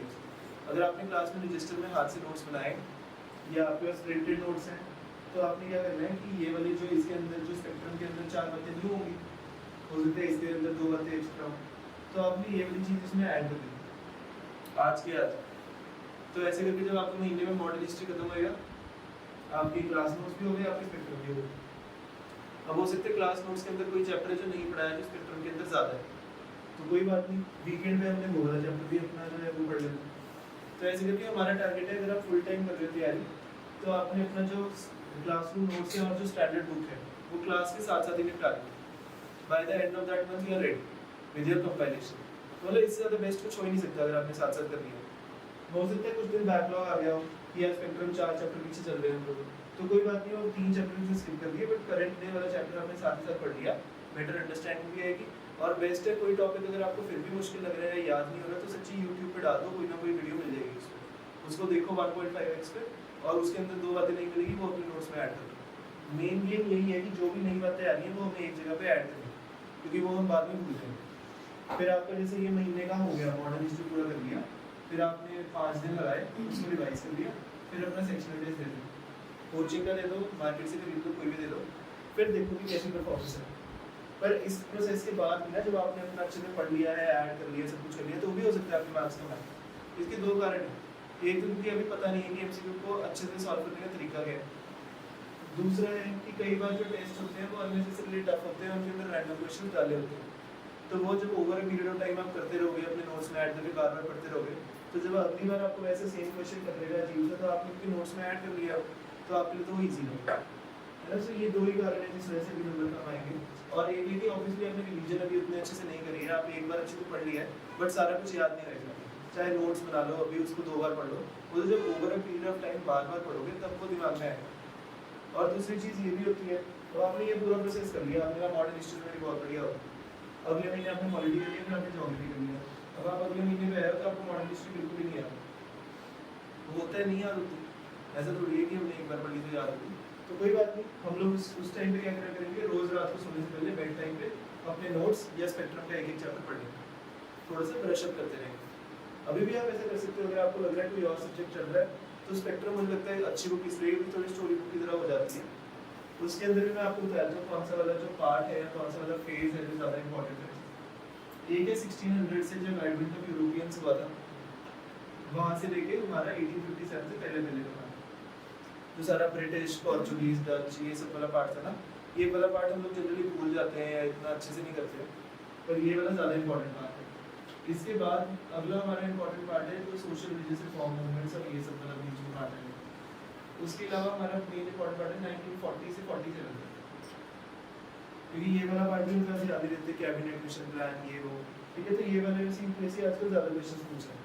और एक और बात ये भी है कि बीच वाला पार्ट ना सब स्कूल में पढ़ा होता है, तो हम चाहे ना चाहे हमें याद ही होता है, और वो पढ़ने में इंटरेस्ट भी बना रहता है, और वो पढ़ के याद भी होता है कि ये सेशन में ये बात हुई थी 1929 में पूर्ण स्वराज था, पता है हमें ये बातें, है ना। तो ये वाली बातें जो है बिल्कुल न्यू है और याद नहीं रहती, तो हम इन पर ज़्यादा फोकस करते हैं, और क्वेश्चन भी इनसे ज़्यादा आते हैं, हम देखना पैटर्न पेपर का ना।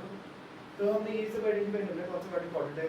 अब जैसे मिडीवल हिस्ट्री है या एंशिएंट हिस्ट्री है, एक टाइम था तो लोग एएम से छोड़ के चले जाते हैं पेपर में कि यार ये वाले तो आते ही नहीं क्वेश्चन, बट अब इसमें से बहुत ही डिस्क्रिमिनेटली ज़्यादा आ रहे हैं, 10 से 11 क्वेश्चन एंशिएंट मेडिवल के डाल देते हैं आज के लिए लोग, तो है ना, इसलिए ये वाली पार्ट इंपॉर्टेंट हो गया है। पहले फिर लोगों ने कहा चलो एंशिएंट इंपॉर्टेंट है, एंशिएंट अच्छे से पढ़ के जाने लगे, मेडिवल नहीं पढ़ते थे, अब मेडिवल में से भी वो कंसिस्टेंटली 2-3 क्वेश्चन डाल रहे हैं। मेंस में भी इनफैक्ट 2 क्वेश्चन एग्जैक्टली मेडिवल के डाले थे, प्री में भी 2 से 3 क्वेश्चन मेडिवल के थे। तो इसके लिए बस इतना सा अगर हम कर लेना 11th वाली 11th 12th वाली जो ओल्ड एनसीईआरटी है वो पढ़ के उसके नोट्स बना ले और न्यू एनसीईआरटी डाल लें, उसके बाद कुछ नहीं है।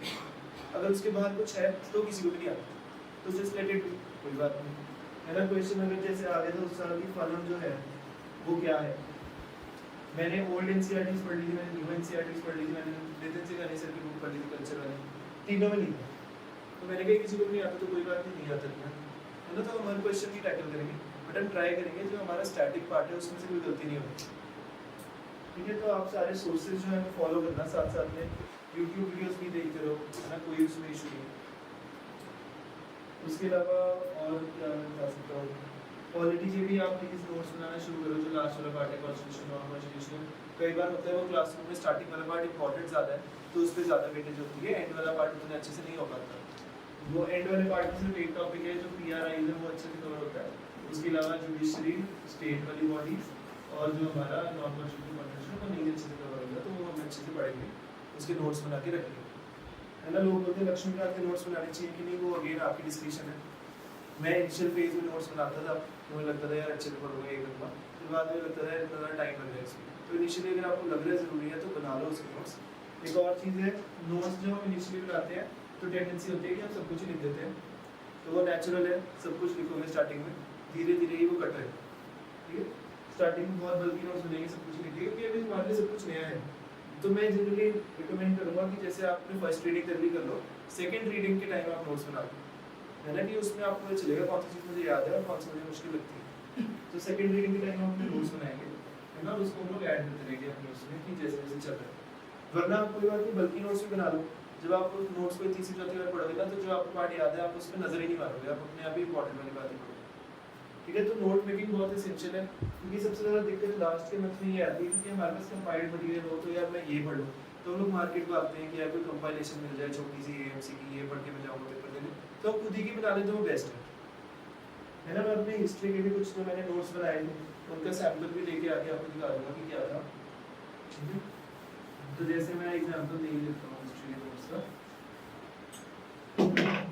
सो जैसे मेरा ये पेज था ना A4 साइज हॉरिजॉन्टली मैंने रख दिया, तो इसके अंदर मैंने जो भी सारी बैटल्स थी ना वो ऐसे मैंने कर दिया था, name of battle, fought between, important events और एंड में कौन सी ट्रीटी हुई थी,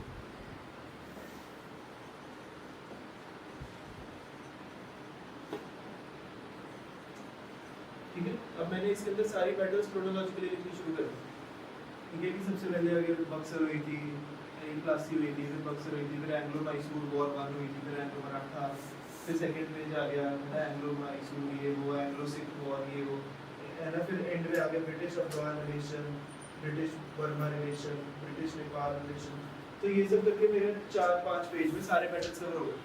अब यूपीएससी में सिर्फ क्वेश्चन इतना ही आएगा कि ये बैटल इसके बीच हुई थी, इसके अंदर इंपॉर्टेंट इवेंट क्या है, और हमें पता है कि जैसे अगर कौन सी बैटल है, थर्ड एंग्लो मैसूर वॉर है, जैसे वो अपनी कर्नाटिक वॉर है, थर्ड कर्नाटिक वॉर, उसमें बैटल ऑफ बॉन्डिवोश हुई थी और वो सारे हार गए थे फ्रेंच उसमें, तो कुछ नहीं हमारा जो थर्ड कर्नाटिक वॉर आ गया उसमें मैंने इंपॉर्टेंट इवेंट लिख दिया बैटल ऑफ बॉन्डिवोश हुई थी, है ना, इसमें जो था फ्रेंच हार गया था, तो फिर उसकी ट्रीटी एंड में क्या हुई थी, है ना। तो हम लोग सारी ट्रीटीज याद करेंगे कि ट्रीटीज बहुत इंपॉर्टेंट पॉइंट है और वो हर बार पूछते हैं, है ना, कि जैसे फर्स्ट कर्नाटिक वॉर हुई थी उसके एंड क्या था, एक्स-वर्सेस किसी में ट्रीटी ऑफ मंडसौर हुई थी, ट्रीटी ऑफ मैंगलोर हुई थी, ट्रीटी ऑफ श्रीरंगपट्टनम हुई थी, तो ये सारे हम लोग जब लिख के रखेंगे ना 5 पेज, तो मेरे को बैटल्स की कोई चिंता ही नहीं है ना, मैंने उसी पेज को बार बार रिवाइज करना, मेरा काम बड़ा आसान हो जाएगा।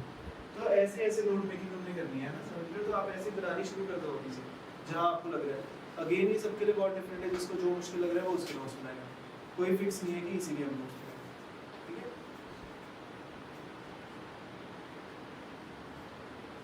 और पूछो आपको कुछ मेंस पॉइंट ऑफ व्यू से नोट्स को शॉर्ट में कैसे कंपाइल करना है मेंस के लिए, क्योंकि मेंस के लिए हम लोग को बल्कि नोट्स नहीं करना है, इसलिए इसको शॉर्ट में कैसे। मैं मेंस की ना अपनी अप्रोच बताता हूँ मैंने क्या किया था फाइनली, क्योंकि बिल्कुल सही बात है, प्री और मेंस के बीच में ना हम स्पेक्ट्रम पढ़ेंगे, ना हम लक्ष्मीकांत पढ़ेंगे, ना जीसी नाम पढ़ेंगे, कुछ भी नहीं पढ़ेंगे, ठीक है, तो प्री तक खत्म हो गया, दो बातें, एक तो हमने प्री निकाल लिया ना, तो हमें इतना कॉन्फिडेंस है कि हमें इतना इतना तो आता है, मेन से इतना थोड़ा बहुत तो आता है कि हमने प्री निकाल लिया, हमें आता है। तो मेरा क्या अप्रोच रहता था कि मैं ना हर एक जीएस को मैंने 1.5 हफ्ता दिया था, क्योंकि अब ये 3 महीने थे ना, तो 3 महीने से फर्स्ट महीने तक तो रिजल्ट ही नहीं आता, तब तक हमें पता नहीं हमारे क्लियर हुए कि नहीं हुए। तो चाहे ना चाहे बहुत अच्छे से पढ़ाई नहीं कर पाते, क्योंकि हमेशा ना प्री का मामला बॉर्डर पे ही रहता है। अगर आपके पर्सनली 100 नंबर भी बन रहे हैं और आपको एक्सपेक्टेशन है कि कट ऑफ 90 जाएगी, है ना, तो 4 क्वेश्चन नहीं करेंगे, और हर एक कोचिंग की आंसर की में 4 क्वेश्चन की वेरिएशन रहती है, तो आपको नहीं पता आपका पार होएगा कि नहीं होएगा, ठीक है। तो ये डाउट सा रहता है। तो फर्स्ट महीना वाला पार्ट मेरा था कि हाँ एथिक्स कर लिया, थोड़ा थोड़ा ऑप्शनल नजर मारनी शुरू कर दी कि चल यार बाद में डालना है। फिर जब हो गया मेंस क्लियर, तो उसके बाद मेरे पास थोड़ा ही टाइम रह गया, तो मैंने हर एक जीएस को 1.5 हफ्ता दिया। उसमें मैंने क्या किया, पहले तो मैंने थोड़ा सा जो पार्ट लिया मैंने वो था कि मैंने पीवाई को सिखाया और आइडेंटिफाई करे कौन से टॉपिक्स इंपॉर्टेंट। दूसरी चीज़ इंपॉर्टेंट है कि हम सिलेबस देखेंगे। सिलेबस आप देखोगे तो आपको पता चलेगा टॉपिक लिखा हुआ है linkage between terrorism and organised crime. आप सिलेबस देखोगे आपको लिखेगा सेल्फ हेल्प ग्रुप्स लिखा है ना, आपको दिखेगा है ना प्रेशर ग्रुप्स लिखा है, पॉलिटिकल पार्टीज लिखी है। तो उस वाले हफ्ते में मैंने आइडेंटिफाई कर लिया कि पीवाईक्यूज में से और सिलेबस में से कौन सी चीज़ें रिपीट हो रही है कॉमन। जैसे linkage between terrorism and organisation syllabus में वर्ड टू वर्ड लिखा है।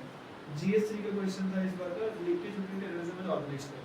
अब मैं इससे ज़्यादा क्या करें, सिलेबस दे दिया, सेम ही चीज़ क्वेश्चन में डाल दी, है ना। तो ये वाला जो सिलेबस है, it would be best if you have time कि आप सिलेबस उठा के उसके अंदर से नोट्स बनाना शुरू कर दो उस टॉपिक के एक एक पेज पे, ठीक है। वो आप कैसे करोगे, आप बस नेट पे वो वाला टॉपिक डाल देना, 5 कम से कम ब्लॉग आ जाएंगे, किसी का भी दृष्टि का किसी का भी आपको आ रहा है, वहाँ से वो मटेरियल उठाया आपने वो डाल दिया। अब आपने इसको फॉर्डर मटेरियल है बेसिक, वो फाइनल नहीं है। अब फाइनल वो कैसे बनेगा, अब जैसे मेरा 1.5 हफ्ता मैं हर एक चीज़ को दे रहा हूँ, तो उसके अंदर मैंने क्या किया 2020 और 2021 के पीवाईक्यूज उठाए, ट्रेंड्स वगैरह के लिए। अब मैंने 2021 का फर्स्ट क्वेश्चन लिया, बिना टाइम के मैंने उसका आंसर लिख लिया जो मैंने फाइनली लिखना है फॉर एग्जाम्पल। अब मेरे को पता नहीं है मेरा आंसर कैसा है, मैंने जो साथ में मॉडल आंसर्स मैंने नेट पे सर्च करे 2021 के किसी भी कोचिंग पे मिल जाते हैं, मैंने मॉडल आंसर्स देखे, मैंने कहा हाँ यार इसके अंदर तो ये वाला पॉइंट ऐड हो सकता था, ये वाला हो सकता था, ये वाला हो सकता था, ये वाला हो सकता है ना। क्योंकि हमेशा हमें डर लगता है कि यार मीन्स में हमारे पास कंटेंट ही नहीं है, कि अभी पढ़ाई नहीं है शायद अभी तक लिखना यार आंसर कैसे लिखेंगे। पर मेन बात ना मीन्स में कंटेंट ही नहीं है। अब अगर मैंने भी 2-3 महीने में मीन्स कर लिया तो मेरा कंटेंट इतना तो नहीं है कि सबके जितना है, जो चौथा मेंस लिख रहा है उसको ज़्यादा ही आता होगा। बात मेजरली प्रेजेंटेशन की है और डायमेंशन के नरेशन की। अभी वो भी एग्जांपल ही देता हूँ, है ना। तो ये हमारा जैसे मैंने कर दिया 1 2 3 4, ये एक्स्ट्रा ऐड करना, फिर मैंने ऐसे करते करते धीरे धीरे करके मैंने पूरे 20 क्वेश्चन 2021 के कर लिए। अब मैंने क्या करा, सबके मैंने मॉडल आंसर से वैल्यू ऐड कर दी, है ना। कुछ फिर इसके बाद मैं क्या करूँगा, GS1 का ही फॉर एग्जाम्पल GS1 का ही कर रहा था, 4 टॉपर्स की आंसर कॉपीज देखूँगा अच्छे से कि कैसे वो फ्लो चार्ट बना रहे हैं, कैसे डायग्राम बना रहे हैं, क्या ये लोग कर रहे हैं उसके अंदर एक्स्ट्रा। तो मैंने वो चारों की कॉपी में से कुछ आइडिया ले लिया कि हाँ यार जैसे कोई भी डिजास्टर का डायग्राम आता है, ये क्या करते हैं कि इंडिया का मैप बना देते हैं एक तरफ कि ये डिजास्टर इंडिया में यहाँ आया हुआ है, और अगले पेज पे ये लोग जो है डिजास्टर साइकिल बना देते हैं, ऐसे डिजास्टर लिख के, है ना, रिपेयर रिहेबिलिटेशन ये वो करके disaster preparation mitigation disaster cycle बना देते हैं। मैंने कहा सही बात है, कोई भी डिजास्टर क्वेश्चन आया तो इंडिया का मैप बनाऊंगा, डिजास्टर का साइकिल बनाऊंगा। तो ये सब चीज़ें मेरे को समझ आई, टॉपर्स की कॉपीज देखी। तो भाई जब ये मेरा हो गया है ना, ये 1.5 हफ्ता फिर मैंने लगाया था, 1.5 हफ्ते मैंने 2021 और 2020 क्वेश्चन कर लिए थे, जहाँ मैंने पीवाईक्यूज के जो मॉडल आंसर थे वहाँ से वैल्यू ऐड कर दी, टॉपर्स की कॉपीज देख ली 8-10। अब मैं वीकेंड आया, उसके बाद सैटरडे आया, एक टेस्ट GS1 को मैंने सैटरडे को लिख दिया, एक टेस्ट GS1 को संडे को लिख दिया, किसी कोचिंग पे जाते फुल लेंथ टेस्ट रिवीजन कर दो किसी का भी। अब उसके बाद 10 दिन बाद वो चेक होकर मेरे को आया आंसर, है ना। तो 10 दिन बाद जब वो चेक होके आया तो मैंने उसमें भी देख लिया कि हाँ यार क्या क्या गलतियाँ थी, इवैल्यूएशन जो थी वो मैंने अपने में डाल दिया। अब मेरे पास 2 मैंने खुद ये सॉल्व करे, 2 मैंने ये सॉल्व करे, हर एक चीज़ के 4 सॉल्व मेरे पास है, ठीक है। इसके अलावा फिर मैंने अगले हफ्ते कुछ दिया, अगले हफ्ते 3 फिर 4, तो मेरे पास हर एक चीज़ के 4 सॉल्व पेपर है जो मैंने खुद से लिखे हैं, जहाँ मैंने मॉडल आंसर से एडिशन करी है, जहाँ मैंने टॉपर्स कॉपी से एडिशन करी है। टॉपर्स कॉपीज के अंदर भी क्योंकि क्वेश्चन तो रिपीट ही होते हैं पीडीएस वगैरह, उन्होंने जो भी कमेटी का नाम लिखा है, जो भी डायग्राम है, जो अच्छा लग रहा है वो ऐड कर दिया, ठीक है, मैंने ऐड कर दिया उसको। तो मेरे पास ये बहुत ही अच्छे से हर एक जीएस के कितने क्वेश्चन हो गए 80, ठीक है। और इसके अलावा जैसे मैंने आपको बताया, मैंने पीवाईक्यूज एनालाइज करके सिलेबस में से कुछ शॉर्ट नोट्स बना रखे हैं, हर एक जो मुझे इंपॉर्टेंट लग रहे हैं टॉपिक्स लिखे।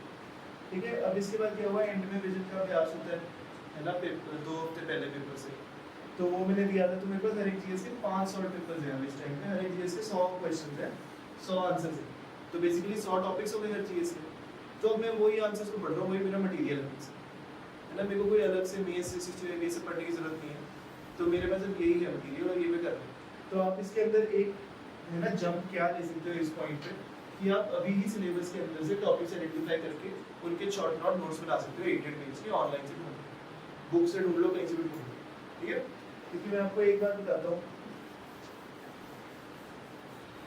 अगर पेपर के अंदर हमारे ना 20 क्वेश्चन है तो हमें पक्का 7 से 8 ही आते हैं। ठीक है, 7 से 8 या 6 क्वेश्चन ऐसे हैं जो सुने हुए हैं, जिनके बारे में हम थोड़ा बहुत लिख सकते हैं। ठीक है, 2 क्वेश्चन है जो बिल्कुल ही नहीं आते, सुने भी नहीं और आते भी नहीं। कोई 2 क्वेश्चन या 1 क्वेश्चन होगा जो हाँ यार थोड़ा बहुत ही वेग सा आइडिया है, कुछ जोर लगा के लिख दूंगा, तो ऐसे ही होता है पेपर वहाँ पे ना, क्योंकि 7 से 8 क्वेश्चन तो हम घर से प्रेडिक्ट करके गए थे, इनमें टाइम भी बहुत कम लगा, जल्दी जल्दी हमने कर दिया। उसके बाद वालों में थोड़ा जोर लगाने की बात आती है। तो मेंस में मैंने जो अपना, मैं एक और जैसे एग्जांपल देता हूँ, इस बार क्वेश्चन आया था कि जेम्स वेब टेलीस्कोप पे आया था GS3, ठीक है, तो उसके ऊपर था कि what benefit does it hold for human kind. और मैंने जेम्स वेब टेलीस्कोप को प्री से मैंने शायद पढ़ा होगा, वो भी ऐसे उड़ता उड़ता कि यार शायद प्री में आया तो देख लेंगे, तब तक भूल गया था। ठीक है, तो मैंने कहा एक टेलीस्कोप है, हबल टेलीस्कोप के बाद आया है, क्या ही टेलीस्कोप के बेनिफिट्स होंगे। तो मैंने कहा कोई बात नहीं, एक पेज था, मैंने ऐसे करके बना दिया, benefits it holds for human kind. ठीक है, पहला पॉइंट कि हाँ यार गैलेक्सी वगैरह को ऑब्जर्व करने में हेल्प करेगा, दूसरा है तीसरा है डिजास्टर मैनेजमेंट में हेल्प कर सकता है ना, चौथा है कि मिनरल रिसोर्स डिस्ट्रीब्यूशन बताएगा, न्यू लाइफ एक्सप्लोर करेगा, है ना, मून और अदर न्यू प्लैनेट्स और न्यू लाइफ डिस्कवर करेगा। ठीक है, बाकी एरिया और प्लैनेट्स में मिनरल्स बताएगा ताकि हम लोग वहाँ से उठा के यूज़ कर सकें। तो ऐसे करके मैंने टोटल 17 पॉइंट बनाए थे। ठीक है, तो ऐसा कुछ नहीं है कि ये क्वेश्चन अगर आपने नहीं सुना, इनफैक्ट जिसके बारे में नहीं सुना उसके बारे में हम सबसे ज़्यादा पॉइंट जनरेट कर सकते हैं। और ऐसा भी नहीं है कि बड़े हाई फाई पॉइंट्स हैं, पर थे सारे की कॉमन सेंस बनाते हैं कि हाँ ये कर ही सकते हैं टेलीस्कोप काम, कि सन के ऊपर जो सोलर फ्लेयर्स हैं उनके बारे में बता सकता है, जो सोलर स्टॉर्म्स होते हैं जो हमारे मैग्नेटिक रेज से हमारा एटमॉस्फेयर डिस्टर्ब करते हैं उनके बारे में कर सकता है, हमारे टेलीकम्युनिकेशन में काम आ सकता है। कंक्लूजन में लिख दिया कि हाँ इंडिया को भी ऐसे जेम्स वेब टेलीस्कोप जैसी चीज़ें करनी चाहिए, जैसे मिशन शक्ति किया था, ताकि हम लोग की स्पेस जो है वो 4th डोमेन आ रहा है वॉरफेयर वगैरह का, तो उसके लिए भी हमें काम करना चाहिए। कंक्लूजन आ गया इंडिया को लेकर, है ना। ऐसे करके हमने जो एक क्वेश्चन जो हमें शायद बिल्कुल ही नहीं आता था उसको हमने काफ़ी अच्छा बना दिया, काफ़ी लोग क्वेश्चन छोड़ा है। एक सबसे बड़ी दिक्कत हम मेंस में जो गलती कर सकते हैं वो है क्वेश्चन छोड़ना, क्वेश्चन कभी नहीं छोड़ेंगे, है ना। कोई बोलता है कि क्वेश्चन छोड़ दो यार, 2 क्वेश्चन छोड़ दो, पर जो क्वेश्चन आपने करे हैं वो बहुत अच्छे से करना है ना, कि ये क्वेश्चन मुझे बहुत अच्छे से आता तो क्या मैं इसको बहुत अच्छे से करूँगा या इसमें टाइम कम लगा के दूसरा क्वेश्चन करो तो बिल्कुल ही नहीं आता। मैं बोलूँगा वही करो, दूसरा क्वेश्चन करो तो बिल्कुल ही नहीं आता, क्योंकि अगर मैं बहुत अच्छा आंसर लिखूंगा तो भी शायद 10 में से मुझे 6 या 7 मिलेंगे, अगर इसको मैं एवरेज लिखूंगा तो शायद 5 मिल जाए। पर अगर दूसरा क्वेश्चन है जो मैं नहीं करा तो पहले 0 हो गया, प्लस थोड़ा सा बुरा इंप्रेशन भी पड़ गया कि इसने यहाँ टाइम बचा के यहाँ यूज़ करा, फिर भी यही लिखा है कम नंबर हो। बट इसमें ऐसा है कि मैं कुछ भी लिख दूँ जो इतना इस लेवल का आंसर है, मुझे लगता है 3.5 नंबर तो पक्का ही देगा इस लेवल के आंसर, है ना। तो मुझे बेनिफिट यहाँ 8.5 नंबर है, यहाँ मेरे को 6.5 मिले थे, 2 नंबर में फायदा हो गया, 10 रैंक 15 रैंक हो गई। तो है ना, इसलिए हमने ऐसी वाली चीज़ों पर ज़्यादा फोकस करा।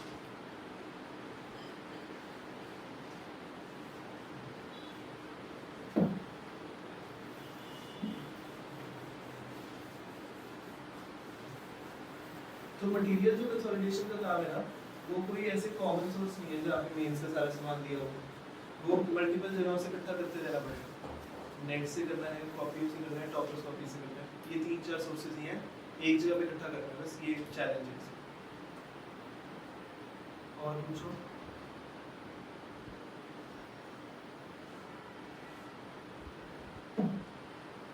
तो फिर आज का सेशन खत्म कर दें यहाँ पे, है ना। तो आई एम होपफुल, ये काफ़ी मैंने तेज बताया होगा कहीं कुछ, है ना, इतनी ज़्यादा रैपिड पेस पे, बट तो कोई नहीं, धीरे धीरे करके हम और भी करेंगे, आंसर्स देखेंगे कैसे करने हैं प्रॉपरली, एसेज वगैरह देखेंगे, है ना। कुछ बात रिपीट करनी होगी आंसर का टेम्पलेट या केस स्टडीज़ का, तो दोबारा भी कर दूँगा, तो उसमें कोई इशू नहीं है। हम इस साल के पेपर की केस स्टडीज़ भी सारी डिस्कस करेंगे, क्या बढ़िया आंसर हो सकता है ना। सर को बोलूँगा कि आप सबको क्वेश्चन पेपर दे देंगे जो हमें डिस्कस करना है उसके ऊपर, तो हम वैसे वैसे करके कर लेंगे, तो है ना। 5 से 7 ही क्लासेज हैं यहाँ पे, 1 अगस्त से वहाँ स्टार्ट हो रहा है मसूरी में, तो उससे पहले का ही टाइम है 9-10 दिन में, तो उतने में देखते हैं जितना कर सकते हैं हम करें, ठीक है। सो ऑलवेज इफ यू कोई डाउट्स वगैरह होते हैं फ्रीली पूछ लिया करो, अगली क्लास के लिए भी आप डाउट्स लेके आओ।